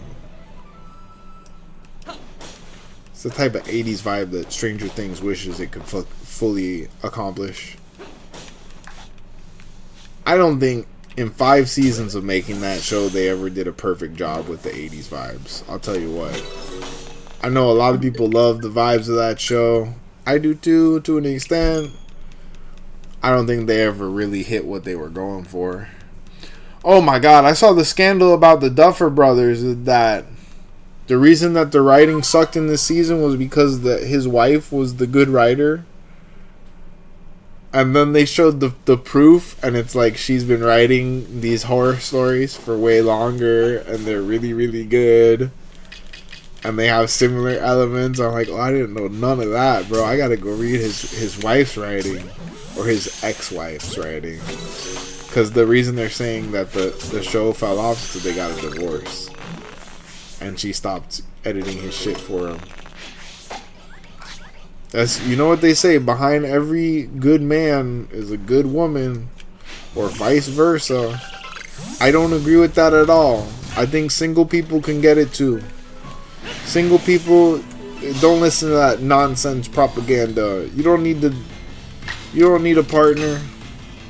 You just need to go crazy enough to be your own partner. And like, and talk to yourself and shit. This is not gonna go well. This is not gonna go well for one, and I very expressly need to use the bathroom for 2, so we're gonna hit one of these. I'm gonna pause, and I'll be right back. Keep it locked.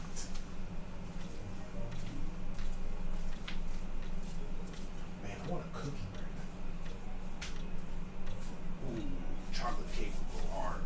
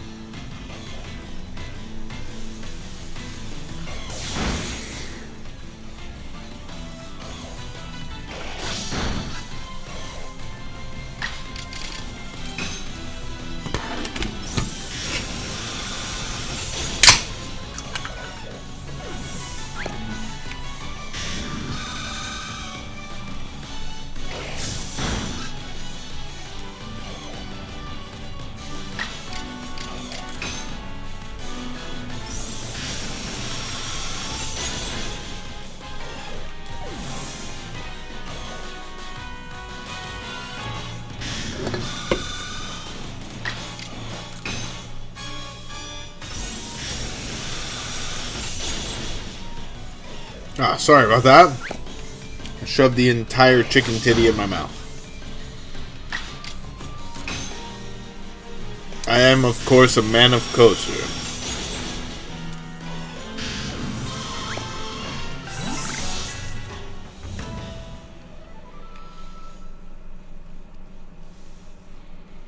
I don't have any sweets in the house, man.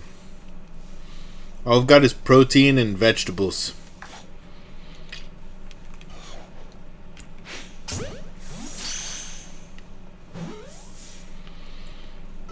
About to go into a serious cut phase.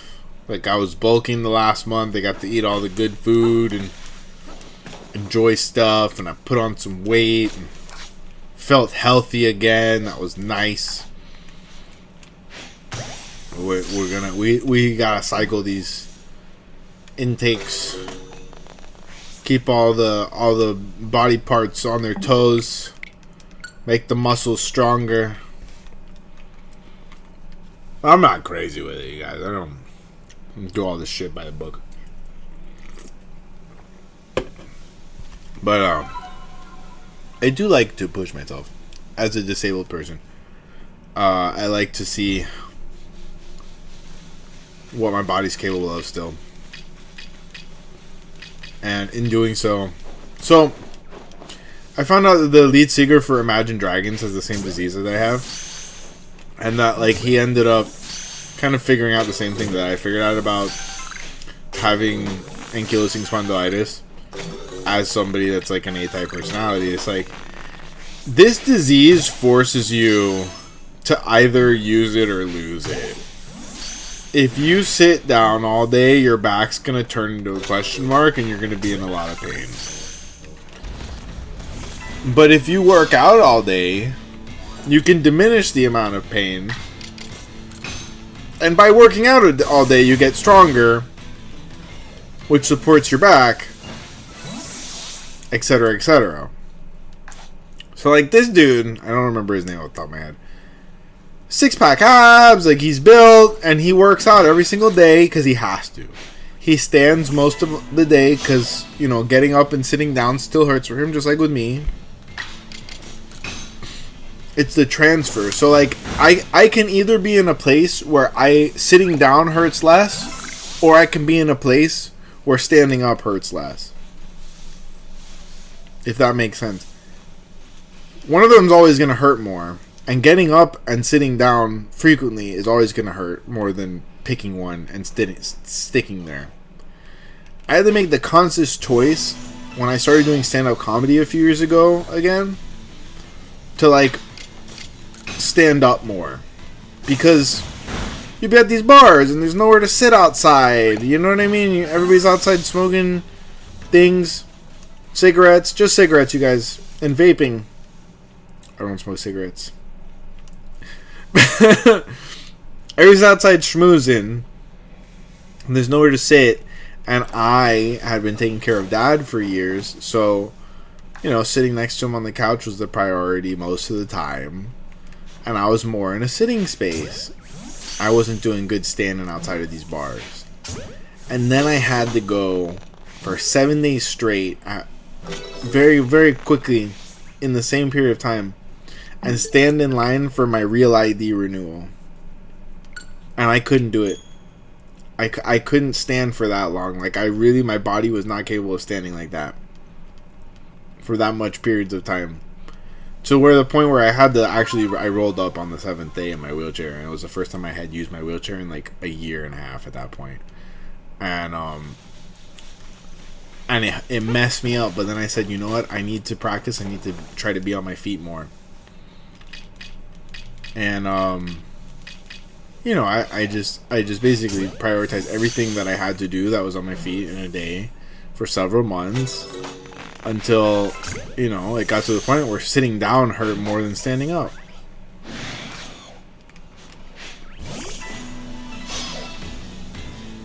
Very strange. It's an inflammatory condition that I have, so it's hard to explain. It's very hard to explain.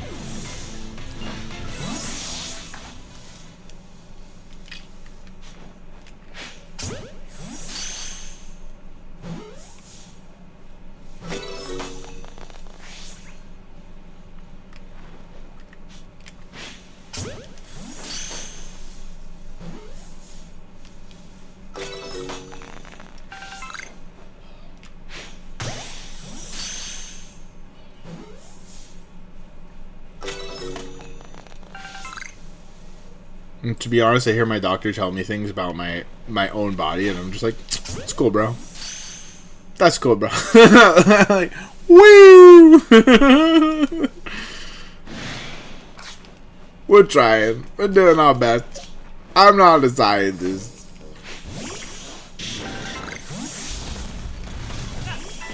Sometimes I wish I was. Sometimes I wish I was, dude. Science is cool as hell. You can make things.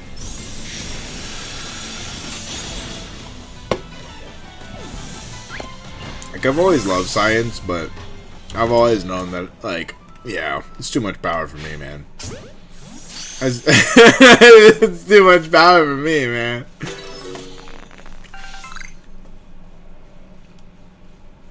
I fucking loved chemistry class, though. That was really awesome.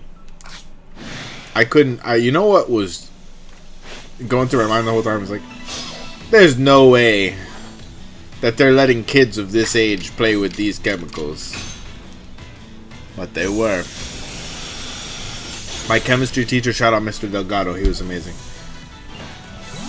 He was so cool, dude, and he knew I was a rowdy one, but so he would give us instructions, and he would like tell us the part that you don't say out loud, and he would like wink at me, knowing that I full well that I was gonna do that part regardless. He would tell me exactly how to do it and not blow my thumbs up or some shit. And he would stand right next to my table the whole time just to make sure I did. Sometimes he was even my lab partner, bro. He just wanted to make sure that, like, I didn't make nitroglycerin or some shit.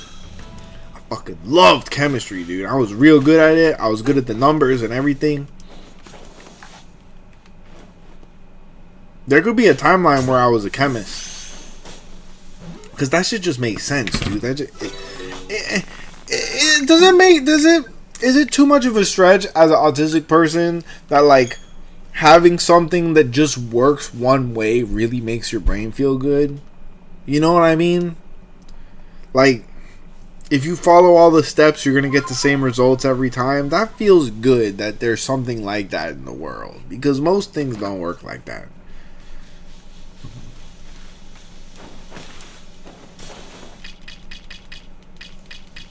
In fact, math don't even always work like that.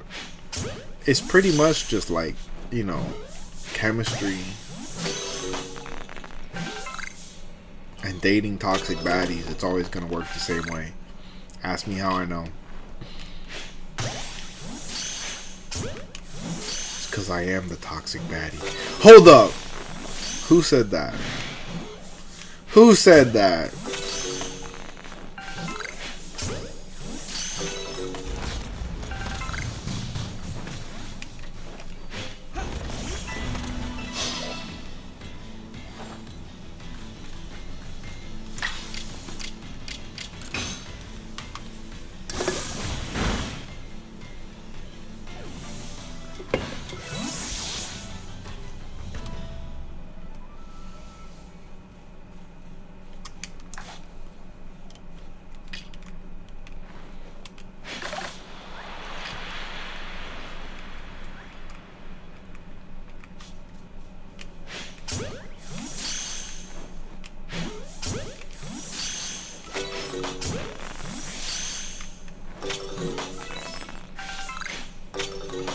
What?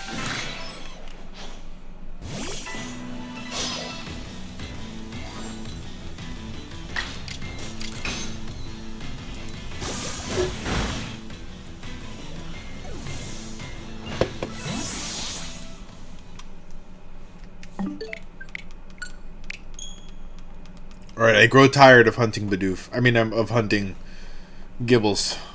It's been yet another 2 hours tonight. I think it's time to roll a dice, and however many numbers I get, that's however many resets I have left. The only question is, do I roll a d6 or a d20? Because that's the only dices that I have available.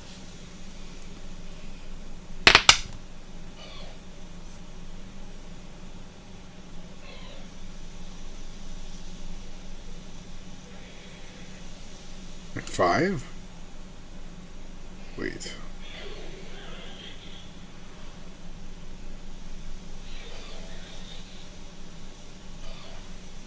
I think that's 6. Alright, 6 more resets. It's a Pokemon dice, so it's got a random assortment of numbers.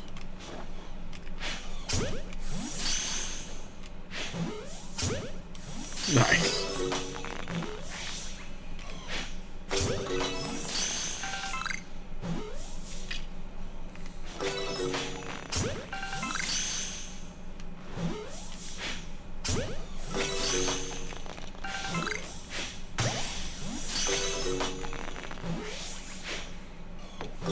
Fuck.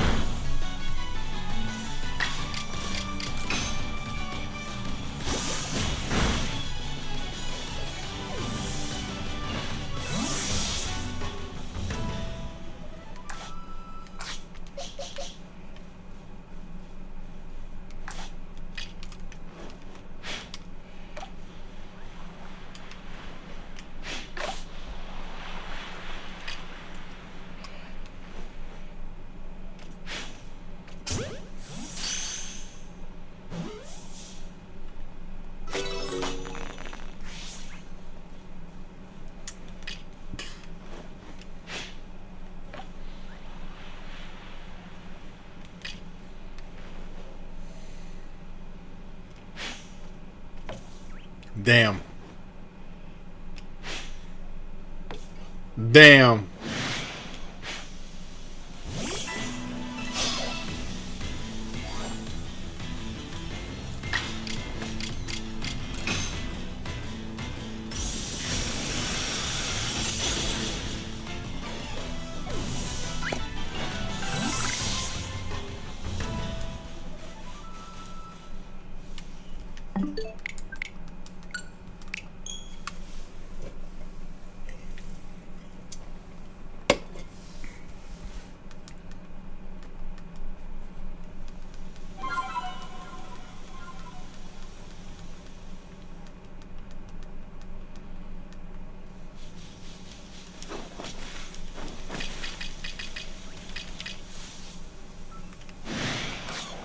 Not cool.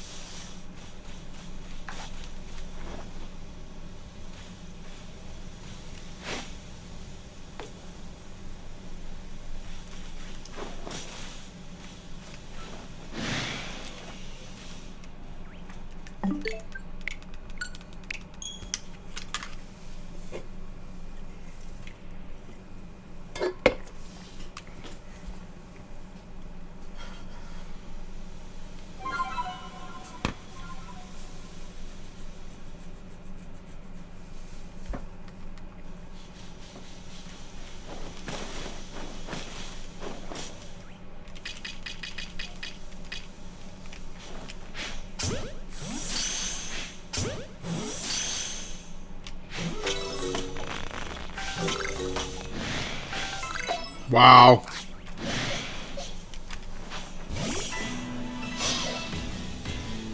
So helpful.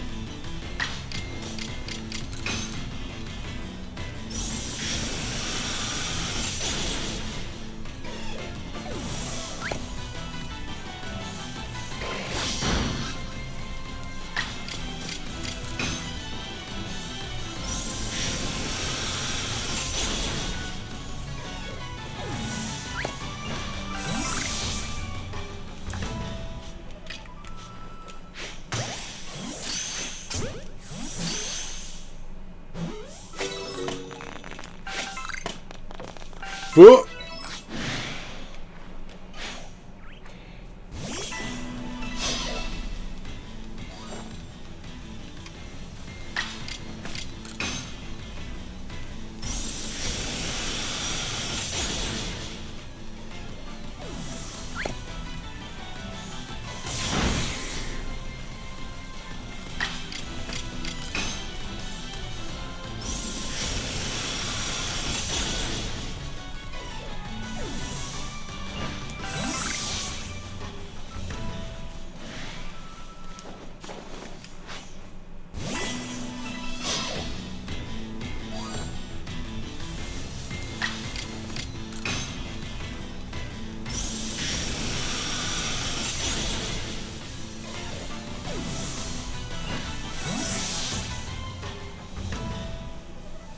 That's it.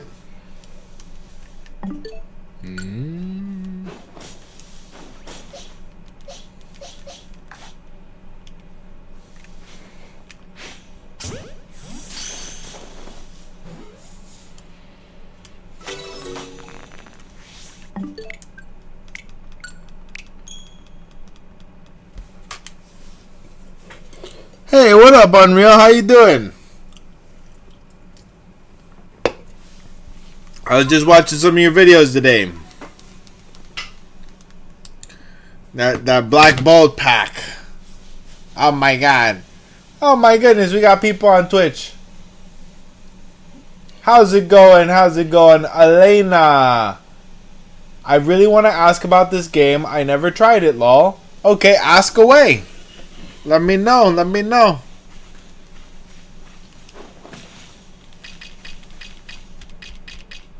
I'm happy to answer any questions you may have.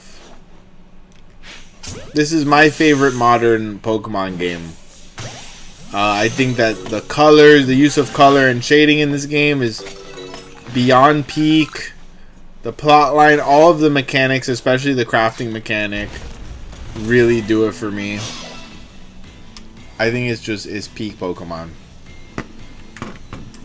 Unreal says, thanks, just got done streaming a bit ago. Oh, I didn't even get a notification, my brother. Gotta fix that. I gotta fix that. How did the stream go?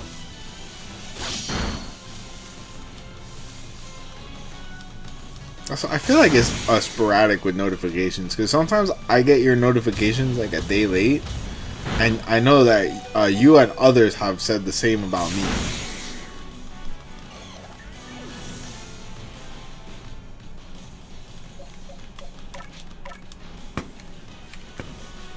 Oh, good. Glad it went well. How you doing with the Pokedex?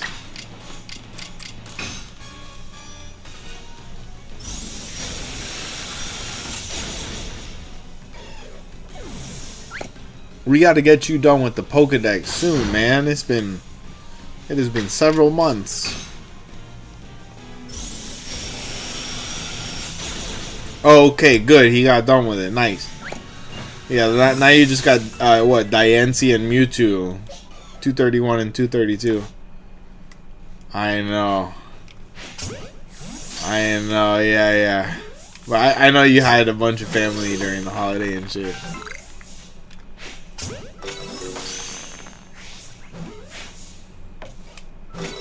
Haha, it's the perks of being a lone wolf. Nah, I hate being lonely during holidays. I'm not gonna lie. Yeah, there's 232 with the two. It's just the mystery gifts. Just go into mystery gift and you can get the Diancie DLC quest, free DLC quest, and then the Mewtwo quest as well.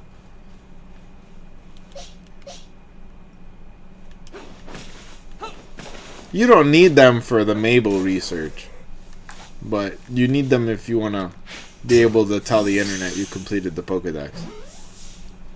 That's for sure. Yeah, the side missions. It's basically just bonus shit.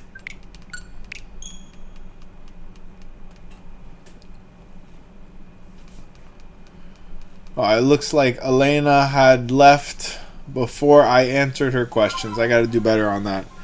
I was trying to figure out how to do multi-chat today, but then the internet just said that you need to pay for more subscriptions. And I said, oh my god. Everything's a fucking subscription. No! That was not... Hold on. Everything's a subscription these days, man.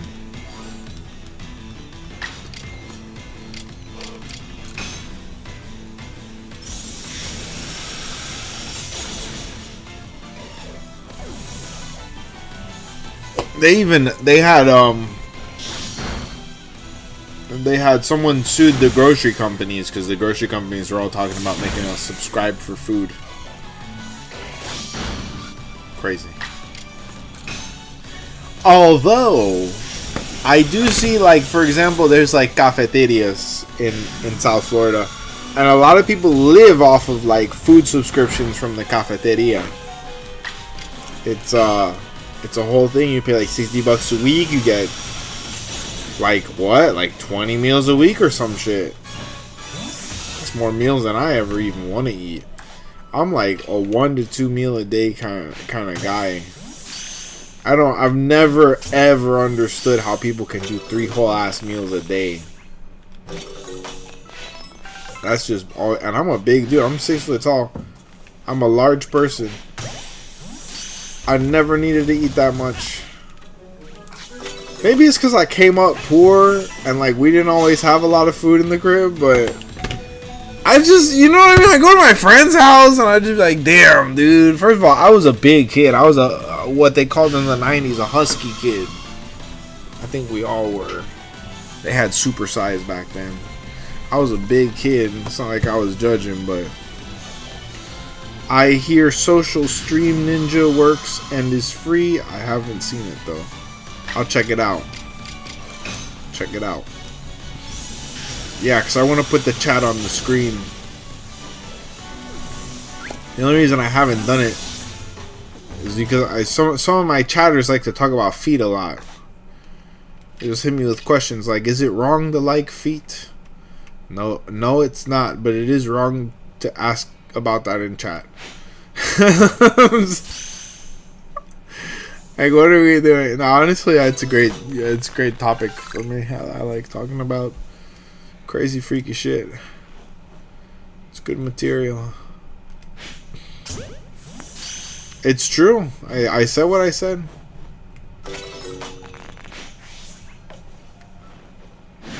He said what?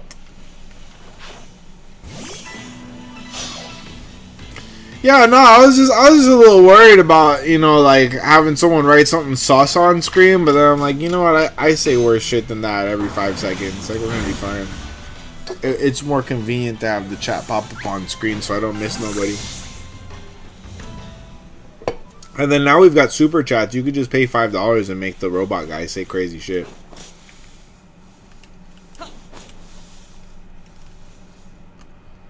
Or I think you could pay like 2 cents and make him say crazy shit. I haven't set up the threshold. You could just pay 1 cent and make him say something obscene. I'm not shilling. I don't want your pennies. Somebody did gift $20 yesterday. That was I had to hold back the tears. That was impeccable.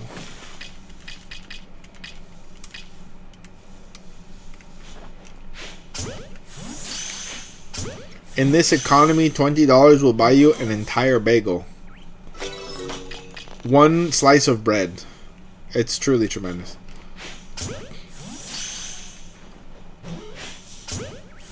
A hunk, not even a like a regular shaped hunk, but like a deformed hunk of cheese. $20. Life-changing amounts of money.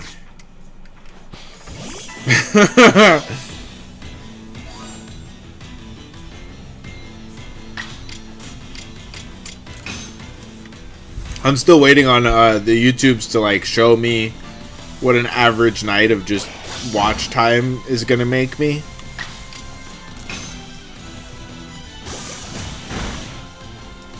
Because for some reason I'm getting like between 100 and 300 watch hours a night.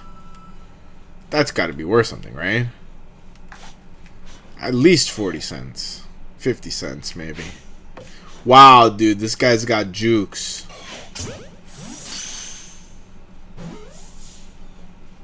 This guy's got jukes.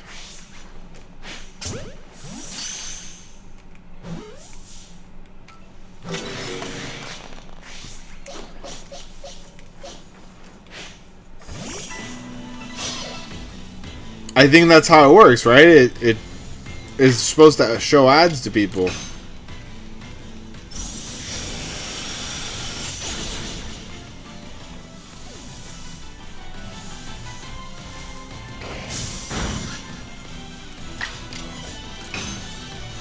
I haven't turned on memberships yet because I want to know, I want to know what I'm doing for my members. I want to have a content plan. Which I get that a lot of people don't even know what a content plan is and they're successful content creators, but that's a flaw. Like, that's not a good thing. I want to know what content I'm going to give to my members that are paying actual money to, get better, different content before I make the membership open. And it's also partially because it makes you decide. You have to select what you're doing for your members. So I feel like just going into it all willy-nilly, like, what if I don't select the options that I want to do? I don't know if you can change them later. I haven't done this before for me. Usually when I work for a client that's monetized, like, I have no part in deciding what they're giving to their fans. I just have to make it. I have to make what they're giving to their fans. I follow their rules. So, I want to be a little bit more thoughtful about my own content because it's my content. And that feels nice too. But I think so most of the money people make on YouTube is through supers, memberships, and gifts, obviously. But yeah, you get ad revenue. You get a certain amount of kickback for like the time watched and shit. I don't think you make ad money yet. I think you need... Oh, maybe. Yeah, I know there's another tier. I gotta read all the words. You know what's fucked is, like, I took a lot of time off work this week, but it wasn't so that I could learn all the things I needed for YouTube. It was because I was having health problems and I needed to, like, take my injection. Today was Fallout Day. Sucks being disabled. I'm not gonna lie. Everyone's like, oh, why can't you do everything like normal people? It's because sometimes I lose an entire week out of the month just for being me. Fucking not great. Maybe, I don't know. Not in your shoes yet. You'll get there. You deserve it. I like your shit, and you're very knowledgeable. So, I think that, you're gonna definitely get there in due time. You're doing what you need to do. You're putting out a clip a day. I don't know if you're making episodic content, but you're definitely making live stream content, which is what did it for me. The live stream content changed my entire game. But I will say there's probably some merit to making all three types of content. Like, YouTube probably was like, oh, this guy's doing all three of the things that I want from him. Let me smile upon him today.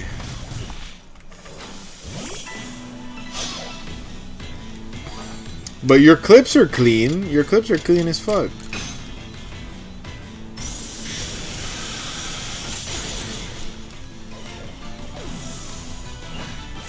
Nah, this is the way the cookie crumbles, dude. I'm honestly, like, as much as it is difficult, like, living with my disability, I'm blessed enough to be living. You know what I mean? That's always gonna supersede the other option. So it's just a bitch that society don't really understand. You know what I mean? I never got my disability payments. That shit fucking. A lot of people that aren't as fucked as me get free money from the government just for having the right, you know, document filled out. And I guess I didn't do as good of a job as I should have on my document, and so it sucks. That's the part that you should be sorry about. That the system is dumb. It's very exceptionally dumb. But you know, I am the way I am, and that's a beautiful thing, because I get to wake up every morning and breathe the fresh air and overcome my obstacles and such. It's a goddamn blessing. Thank you for believing in you. Absolutely. Absolutely. I really like your content, and it's been a pleasure to get to connect with you as a fellow creator.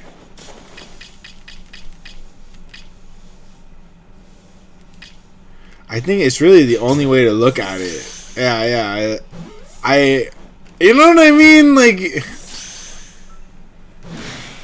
I'm not gonna say you can't, you know, gripe and have complaints, because I do.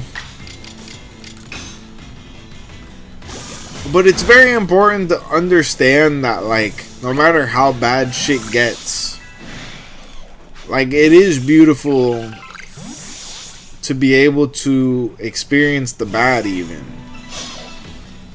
I don't know. I don't know if that's a little fucked up, but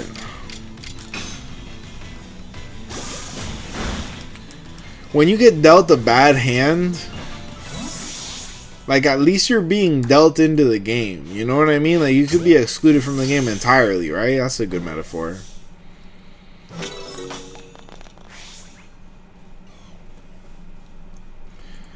Yeah, the system is dumb most of the time. Almost all of the time. Honestly, the hardest part about, like, overcoming the low point of my illness was the system. Like, once I got a doctor who knew what the fuck he was doing, he diagnosed me just off of an idea. He gave me the medication as, like, a trial without even having authorization from the insurance. You know what I mean? Like, he knew what the fuck he was doing. He's like, here's a sample of an $8,000 fucking drug. I'm that confident in my medical education. Oh, man. Literally the only good doctor I got in 2 years of straight up dying. He's a saint. And he's the only doctor I really, like, care to listen to this day. He's an amazing guy. And you know why? Autism. He's got the good kind of autism. The kind where you can't lie or be deceitful, and you just, like, want to do a good job at things. He's awesome. I knew right away. I was like, this is mi gente. My people. He is super mad at me for not keeping up with my blood work and x-rays, though. He's like, Trevor, you know you have a very serious condition. You should go to check up on these things. I'm like, I don't want to know. I don't need to know. We're doing alright. He straight up told me, he's like, if you don't get your labs done before the next appointment, I'm going to suspend your prescription. I'm like, you're not going to do that. He's like, I'm not, but what else can I say to you? I'm a difficult patient.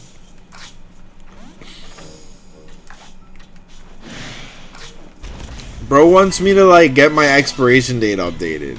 That's not it for me, dude. Buy your viewers? No, thank you. Crazy. It's a crazy concept. It's supposed to work the other way around.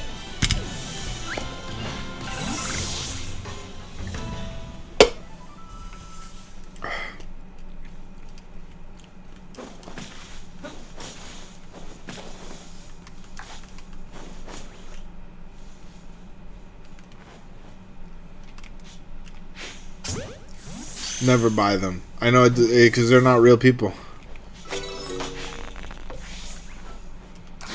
I'm pretty sure you can get bots in your chat just by existing. You don't even need to pay for that. You just need to exist online. The bots will find you. Like, for every one real person, you're probably getting 2 or 3 bots these days. Let's be real.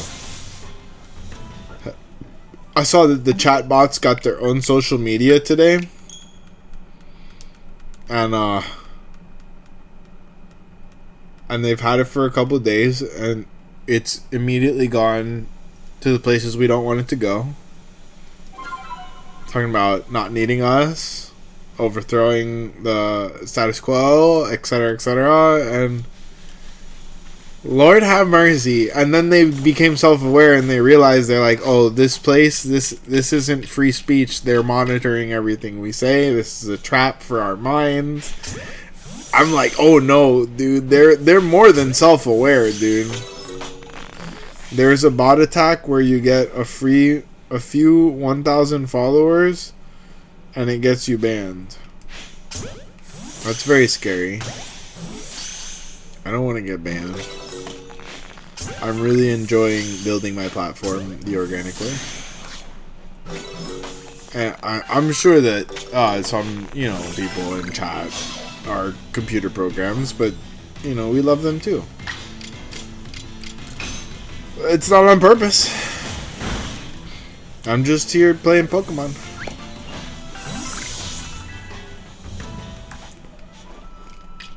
And yet also, I feel like within the next 50 years, computer programs are going to get civil rights too.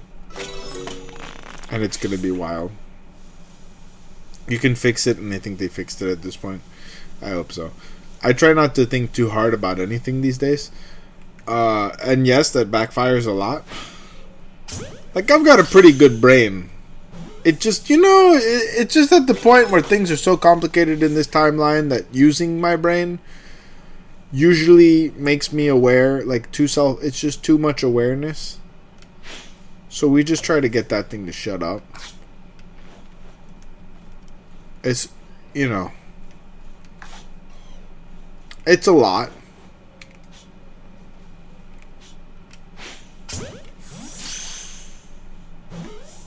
I'm just kidding. I only have 4 brain cells left. The 5th one, he went on vacation. He never came back. What?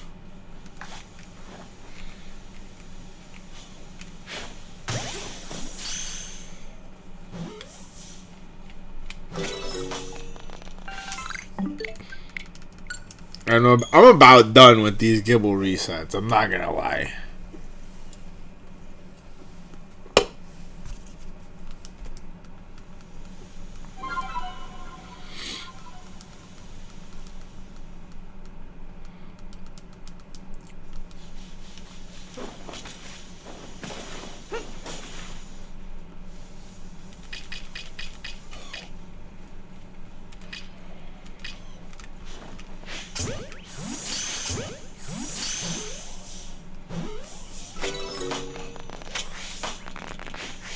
Also, one crazy feeling about this week in our amazing darkest timeline that we're in is like the latent feelings of FOMO of missing out on Epstein file DLCs.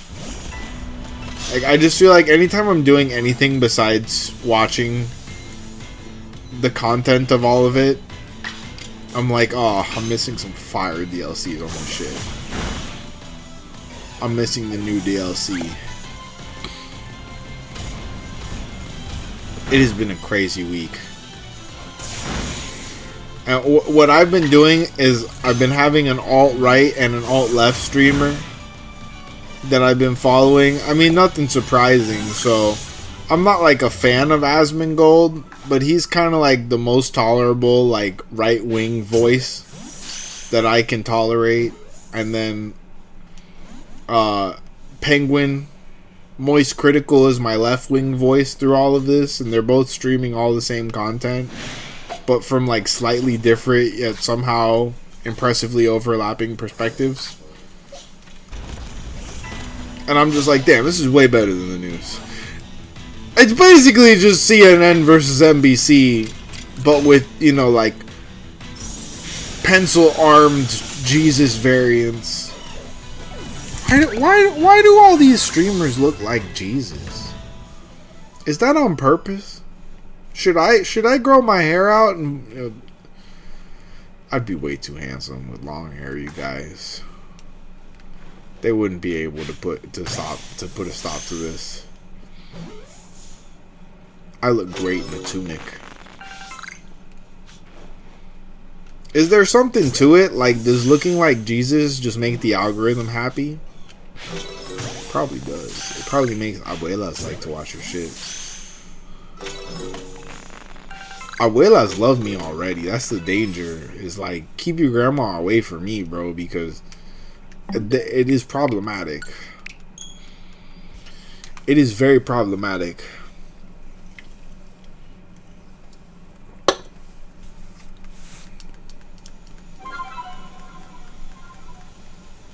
How much longer do I stay delusional for these gibbles, dude?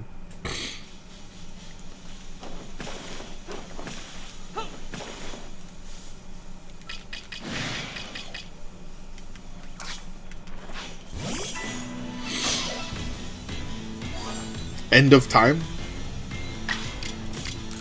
Maybe. Maybe.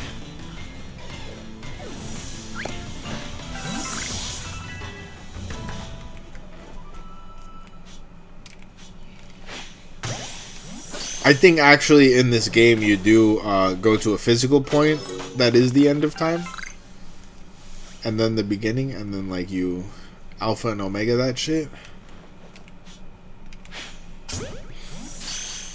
It's like a lit Roman temple.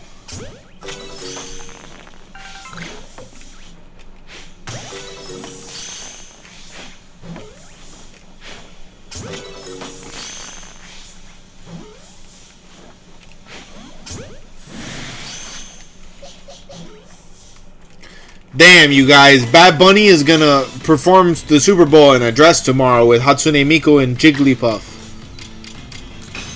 I thought this timeline was cooked, but maybe there's still hope. Could you ever imagine that those words will be combined in that order? I know I couldn't. I know I couldn't. I just want him to perform De Las Dos with a hologram of Lopunny and Jigglypuff. Because that's exactly how I feel whenever I hear that song come on. But let's be real. If he did it... Did I say Lopunny and Jigglypuff? Lopunny and Gardevoir. Excuse me. Excuse me. I caught that. I think he's going to do De Las Dos, and it's going to be Miku and Jigglypuff, and it's going to break the internet. And he's going to be wearing a dress, and literally they're going to have to put him out of... They're just going to have to delete him from the timeline.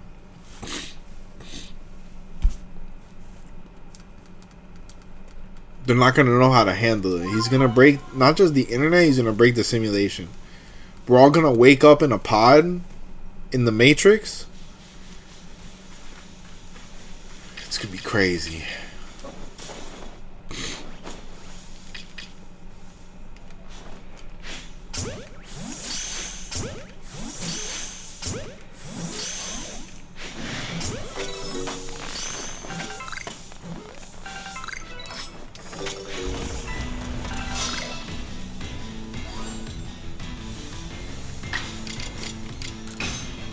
Where's the Super Bowl? The Super Bowl's not down here, huh? A lot of times it's down here in the Orange Bowl Stadium, or wherever the fuck they made the new stadium down here. Damn, if the Super Bowl is down here, I might drive up there tomorrow and just see what the fuck is up. Is it in LA? Oh, okay. Yeah, a lot of times we have it in South Florida, because you know the weather's lit here.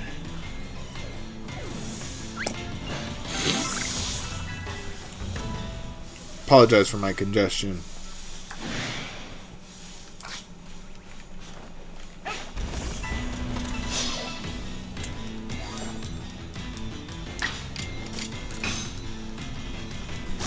Super Bowl. I don't even follow sports, you guys. I watch the Super Bowl for the ads and the halftime show.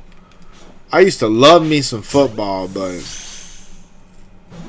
when did I fall off with football? I went to a couple Super Bowls in my lifetime. The last Super Bowl I went to was the Saints, where the Who played at the halftime show.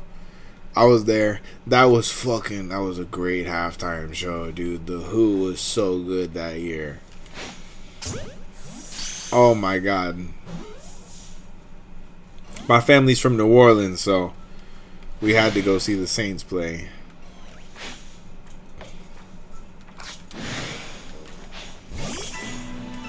Pokemon is putting it. Yeah, it's a Jigglypuff, probably ex Hatsune Miku ad.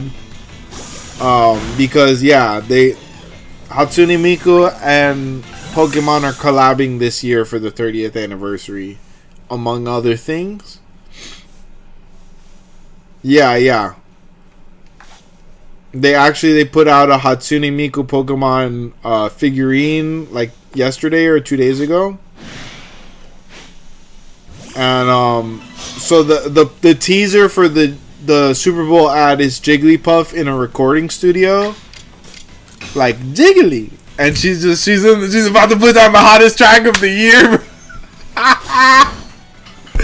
What if she pulls a Kendrick and she comes out with a diss track, but it's just also for Drake?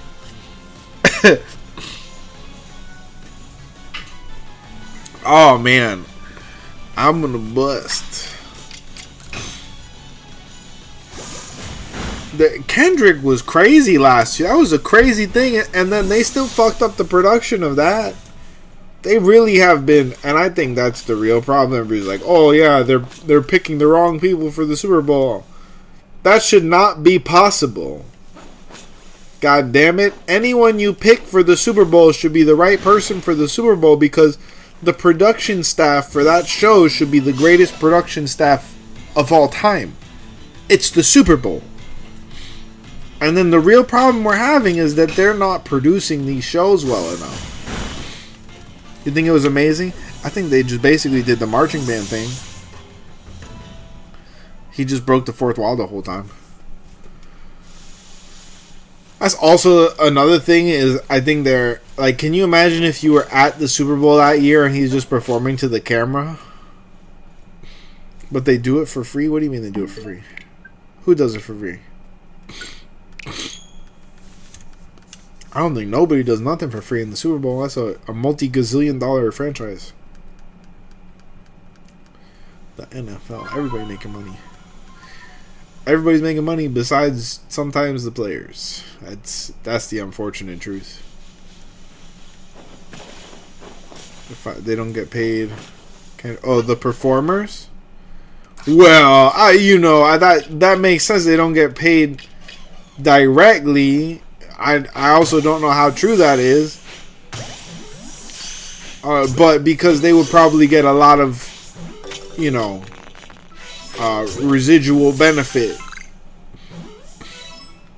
Right? Like, if that is the case, there's reasons that would make sense. How much would your album sales increase if you performed at the Super Bowls? Like, if tcgpackrats got to rip a pack at the Super Bowl, how many extra views do you think I would get from that? It would definitely pay itself off.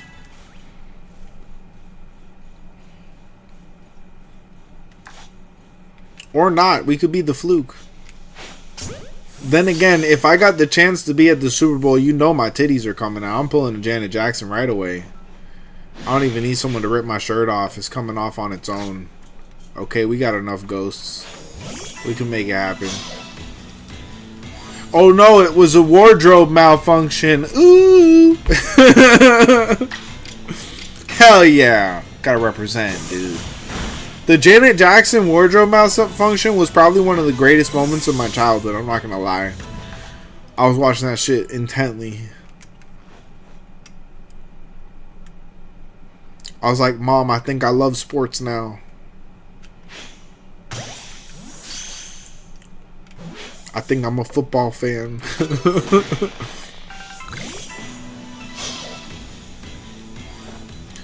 You know what's crazy is that after Michael passed, they don't really talk about the other Jacksons no more. Like, at all. And Janet had a whole ass career. What happened to Janet after Michael passed? Was the titty thing before or after Michael passed? I think it was before he passed, right? By a couple of years. What happened to Janet Jackson's career? Maybe they, you know what I mean? I guess it's like, you know, I don't know, dude. Okay, after looking it up, they make 1K for each day of rehearsal and nothing for the day of. Is it like the president, where it's like it's a traditional payment? The president traditionally makes $400,000 a year, which I know for a lot of us that seems like a lot of money, but usually these people are multimillionaires with businesses that make them a lot more money than that they have to like sign off of. There's a lot of weird ceremonial shit like this in the American corporate industrial complex.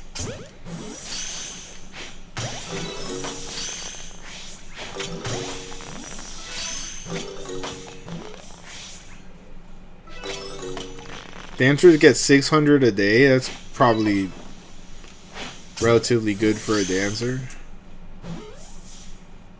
Granted, they have somewhere between 50 and 500 of them at any given Super Bowl performance.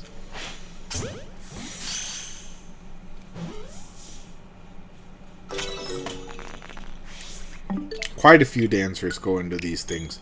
I'm pretty excited. I don't know how I'm going to watch it because I don't have cable. I don't know where I'm going to catch it on, but I have enough streaming services. I'm sure one of them will be streaming the Super Bowl. And if not, we can always buy another one. Oh my God. Please make it stop. I'm starting to question my decision to not have cable. I'm not going to lie. I kind of miss being able to turn on the TV and just like not decide what to watch.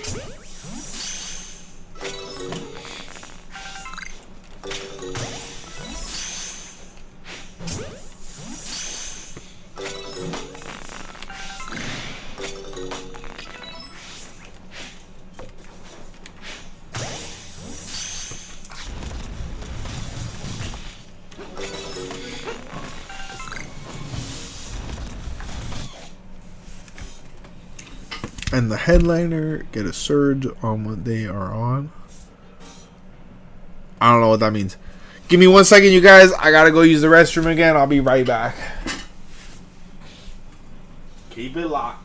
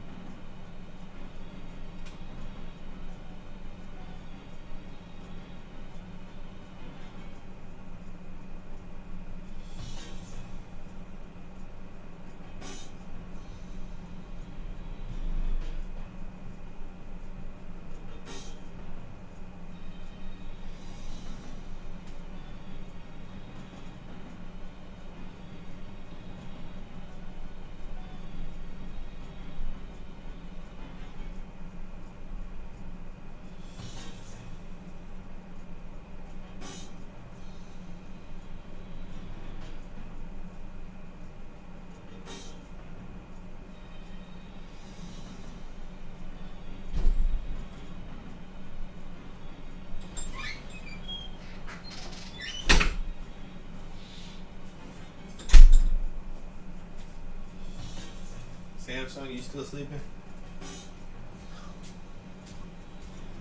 We back. Ooh.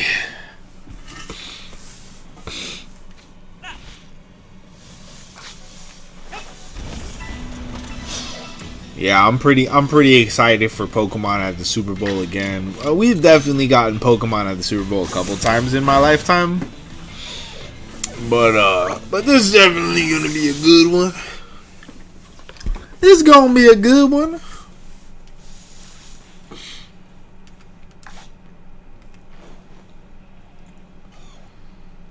Yeah. Every anniversary, big anniversary, they've been doing it. I know that much.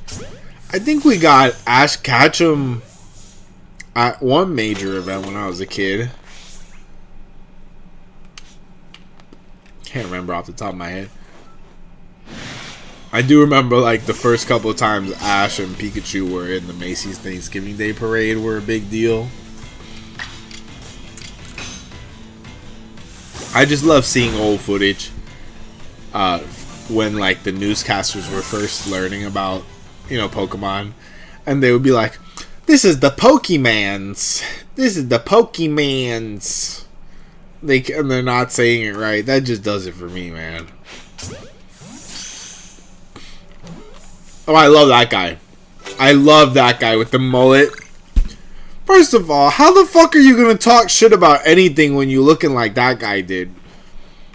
Like, look in a mirror, cause he looked like, you know, fuck, what's his actor's name? He's one of my favorite actors. I'm having a brain fart.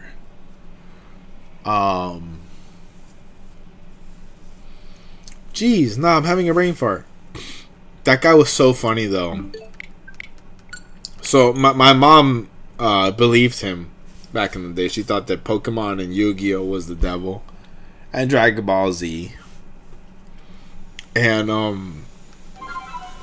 damn, dude. You know what? My guidance counselor bought into that shit. We had several conferences, and he started up a whole support group for kids that were hooked on anime.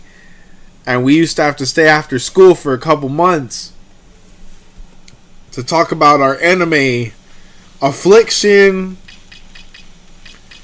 And then one kid's parent got us all out of it because he said that it was mixing religion in school. And he didn't appreciate that. I think he was a Jewish parent, and they were being very Catholic about all of it with the devil and, you know, Jesus and shit. And he saved us all from that bullshit, which is, I mean, they should all been fucking locked up for doing that to us. First of all, stigmatizing us. Yeah, no, they didn't do a great job with the guidance counselor shit at my elementary school. Like I remember when they got my bully for bullying me. He was like on top of me. I was covered in blood. He was on top of me, and we both had to go to this detention like aversion program. I was 2 grades younger than him, 2 heads shorter than him. I was bleeding, but I was part of the problem, of course. And so basically their solution was that I had to go and get punished with my bully for the rest of the year, which, you know, gave my bully a great chance to be alone with me after those sessions and kick my ass some more. They really weren't thinking about this shit. And the anime support group shit that they did was the same thing, because it was like, oh, look at the nerds. They're anime nerds. Like, they're in their own group and they have to, you know what I mean? It was stupid. It stigmatized us. And yet, I will say that group was the only time in my entire life that I had a chance to play the Dragon Ball Z card game, because I met 2 people that were playing it at the time. That was pretty lit. This was like OG DBZ TCG, when it didn't even like make sense. The TCG for DBZ, it was like really hard to play because there was like, the rules didn't make sense. The card effects didn't work with each other. Like, there was like, the deck types weren't even very conducive or congruent. They didn't, yeah, like the deck types didn't even exist. It wasn't a full-fledged card game, basically. There's definitely a reason that the DBZ TCG has been remade several times.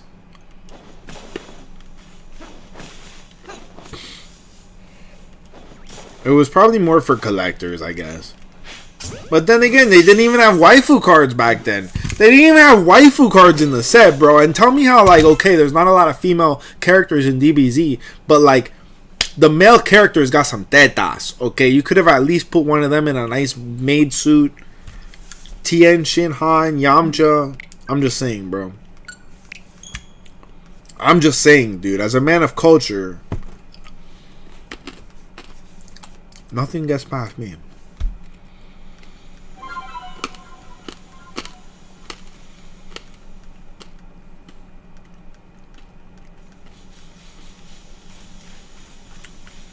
Maid suit Yamcha would go hard, I'm not gonna lie.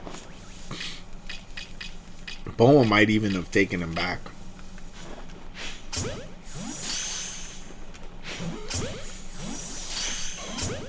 That's a crazy, crazy character arc for Bulma. To go from dating Yamcha's broke ass to dating the Prince of All Saiyans.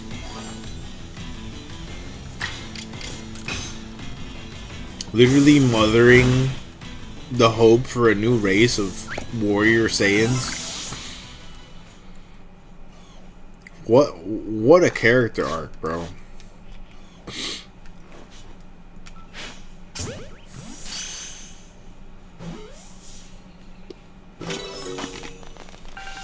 Bulma, honestly, Bulma's one of the best female anime characters of all time. Because she has the greatest feats. Off for the night. Get them watch hours. I hope I do. I hope you have a great night. I hope you have amazing dreams of Pokemon glory. And I'll see you tomorrow, probably. Maybe not. I don't know how tomorrow's going to go, because I'm supposed to run D&D, but that might not go through if the Super Bowl's happening, you know? Who knows? Anyways, thanks for tuning in. I'll see you tomorrow. You the best.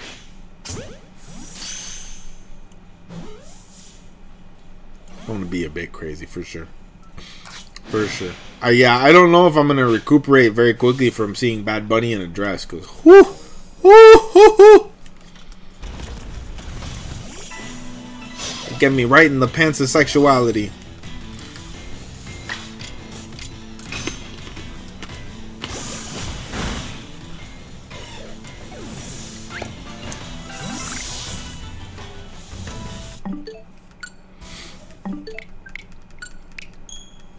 It's really funny, guys. The Bad Bunny, for people that aren't from where I'm from, Bad Bunny's an attractive dude. But in South Florida, like 90% of the dudes look just like Bad Bunny. There's like 100 Bad Bunnies every time you leave the house, dude.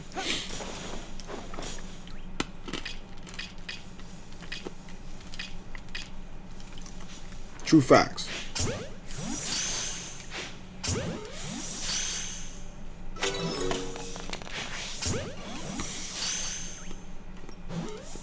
Every Uber driver in a 10-mile radius.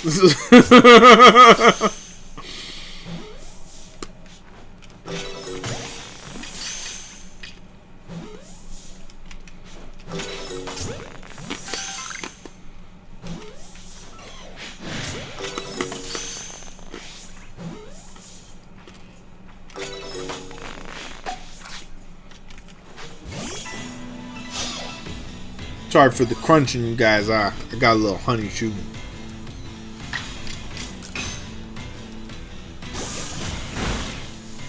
It's the closest thing to a sweet treat I have in the house right now.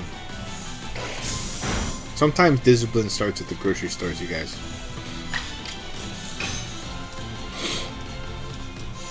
Walking through the cookie aisle is the hardest thing I have to do in my life, because I love cookies. I love cookies so much that I could not possibly ever take them home. Otherwise, they would immediately be gone into a vacuous hole. I'd like to say the hole is my stomach, but we all know that it's some part of my soul. Let's be real. A cookie-shaped hole. That's what you get! Who said you could crawl on me? Freaking ants.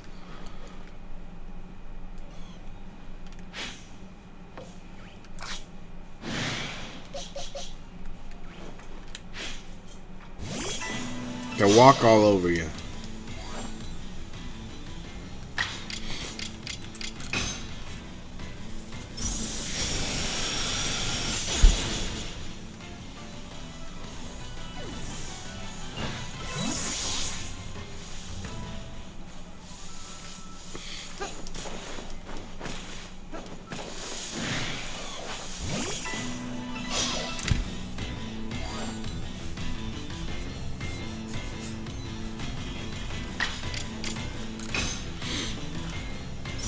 Oh, hold on, you guys.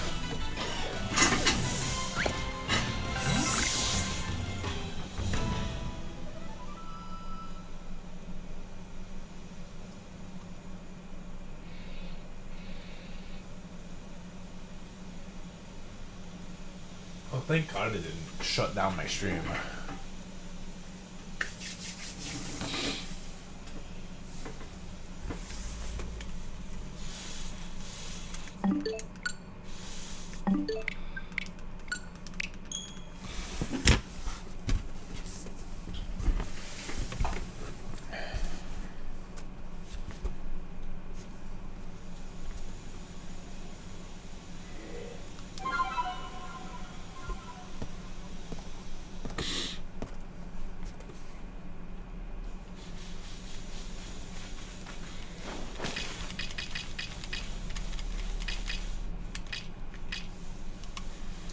I think they did a good job hyping up people who aren't really sports fans this year as someone who's not really like a sports fan right now.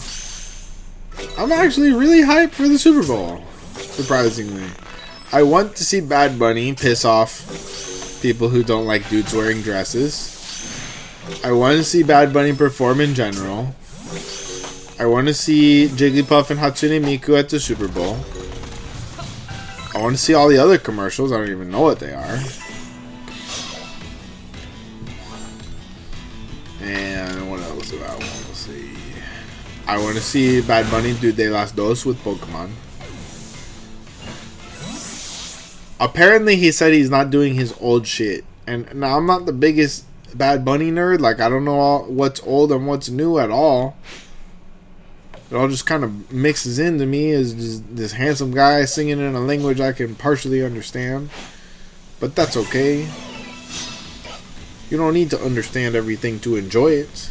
In fact, it kind of works the other way around. Sometimes the less you understand something, the more you're capable of enjoying it. And I find that as someone who doesn't understand very much of anything at all anymore, yes. Help.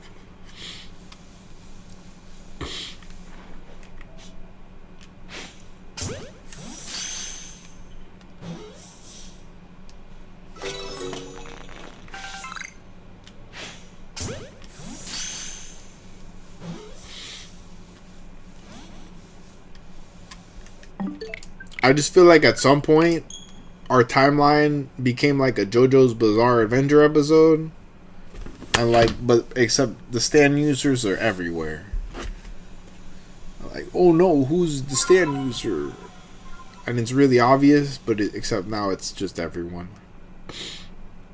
Everyone is the Stan user.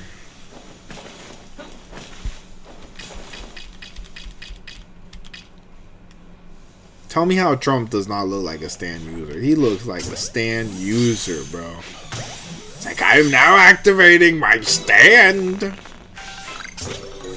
Nepo baby. And it's just like Baron pops up. It's the greatest stand. Some even say the best one. Tio Brando. This is both my worst and my best Trump impression of all time. We're killing it tonight. I'm like mad congested.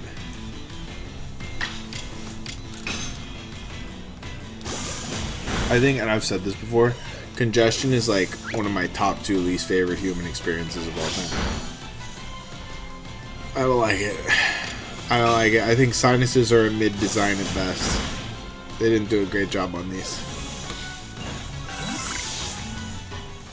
You know, knowing as much of human anatomy as I do, the cable management and the design of our sinuses are very mid. They could have done a lot better job on both of those things. Has anyone ever seen the memes where it's like proper cable management and it's like the human nervous system and they just tie it down and it's all but it's true though. It really is true though, because all the wires are crossed and stuff. I don't know. That's how you know that you're a little OCD, if you're just inherently good at cable management when you build a PC.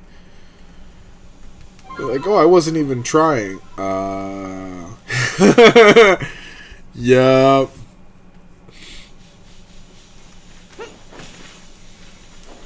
Or like my standard for what my house looks like when it's dirty is like way cleaner than what a lot of other people consider dirty. So like I'll be bitching about how cluttered my house is, and then someone comes over and they're like, dude, I don't know what you're complaining about. Your house looks great. Not to me. Not to me. There's, you know what I mean? We have different standards. And at what point is it a standards thing, or like, am I just actually OCD? I don't know. I'm not a doctor. I don't decide these things. Fucking bastard.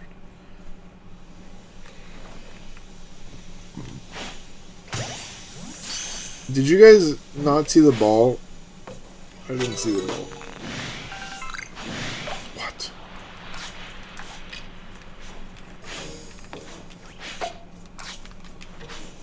We're doing great.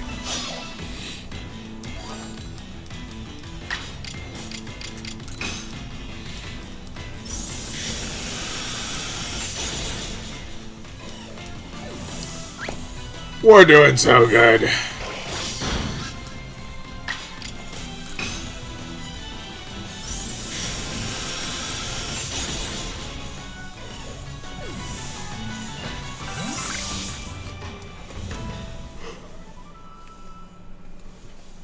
I just think if anyone deserves a Lopunny waifu, besides me, of course, it's probably Bad Bunny, you guys. He's got Bunny right in the name.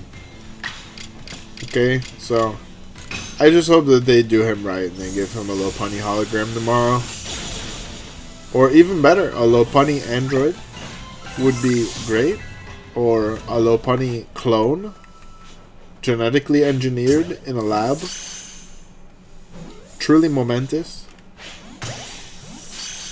Why does science exist if not to genetically engineer a Lopunny for Bad Bunny? And it rhymes, therefore it has to be true.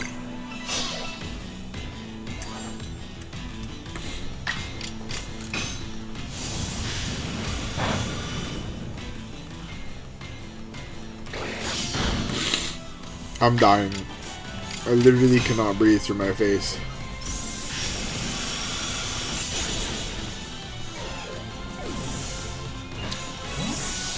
And then the worst part is that medicine for congestion just makes you black out and see the Hat Man. Which, first of all, like, I have a pretty good relationship with the Hat Man. Like, we're on good terms. You know, he's never too cruel. But, like,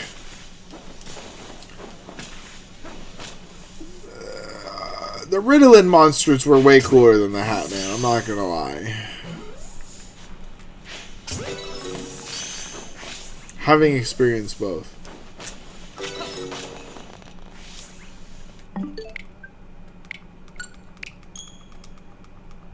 That's another peak episode of early South Park. The Ritalin episode where Cartman gets... Isn't that the same episode with, like, little piggy, yeah, little piggy, and then, like, staple his eyes open? Am I mixing up episodes? I think that's all the same episode.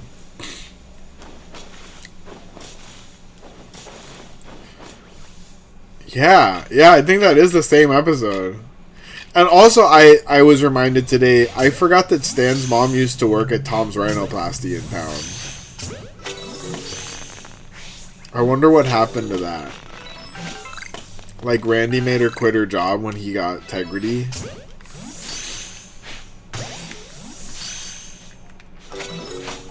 We all know how that turned out.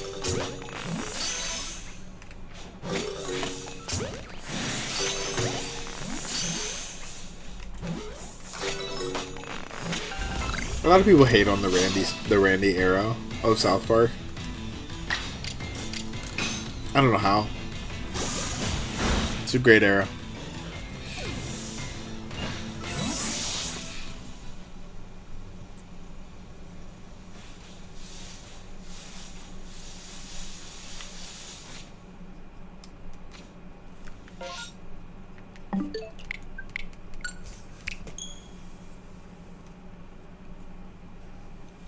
For me, the Chef era is undefeated, man.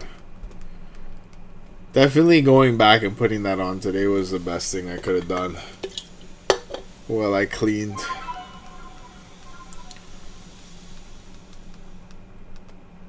And then, oh man, I like came back in the room at the tail end of the episode where they had to get the elephant and the pig together.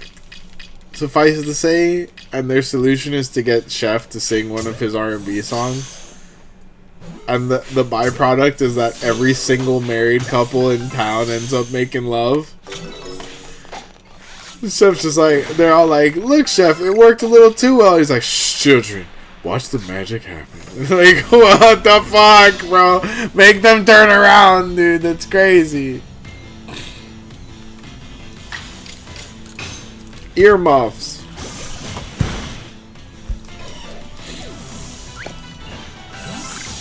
It is a shame the way things went with Chef's character and Isaac Hayes and Matt and Trey. And like, yes, to a lot of uninformed fans, those episodes with like, you know, Chef Vader were funny, but it's a very sad story. We're not going to talk about it, but it is.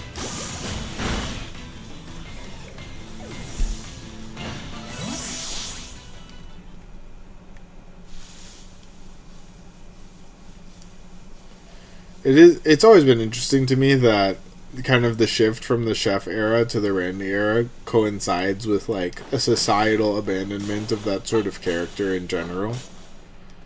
The voice of reason character, just like, do we even have that anymore? Do we even have that anymore?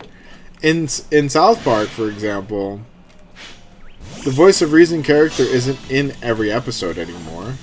Kyle for a time was doing it, and then that stopped too.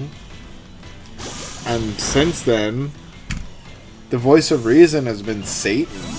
Satan pops up every couple of seasons to teach us something, like the episode he taught us about addiction and dopamine.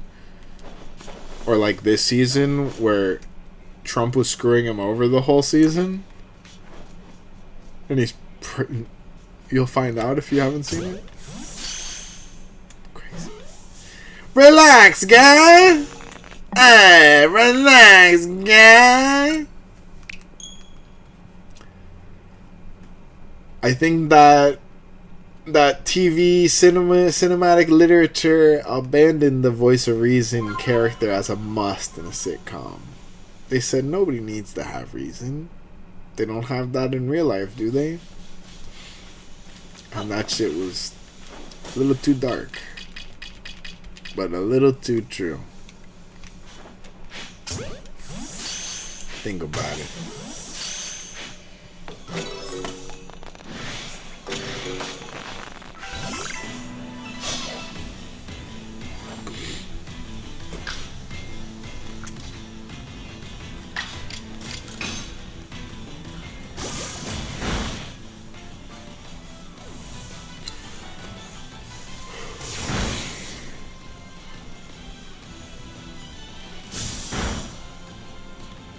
Well, I think I'm coming up on the end of our shiny hunt for the night. Let's get through this round, and we will put a pin in it. I will spend the day tomorrow thinking about whether or not we're going to continue on this GIBBLE hunt. Or perhaps go back to randomly ambling and leaving it to the fates. Or maybe we're going to get a GIBBLE right now. Who knows? Maybe we're going to get a GIBBLE immediately. Next spawn.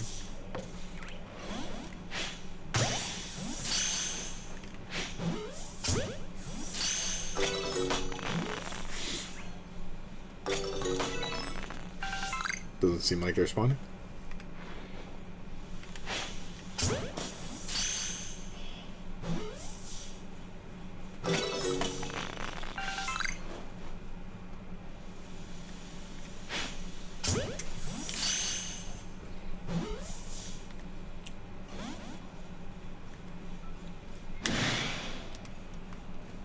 Alright, you guys.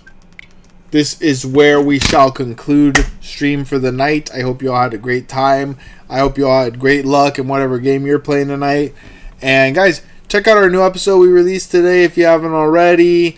Go ahead and hit us with a like on this video if you haven't already. Subscribe as well if you haven't already. But most importantly, take care of yourselves. Until next we meet again, I hope you have beautiful Pokemon dreams tonight. And I hope you enjoy the Super Bowl tomorrow. Peace out, party people.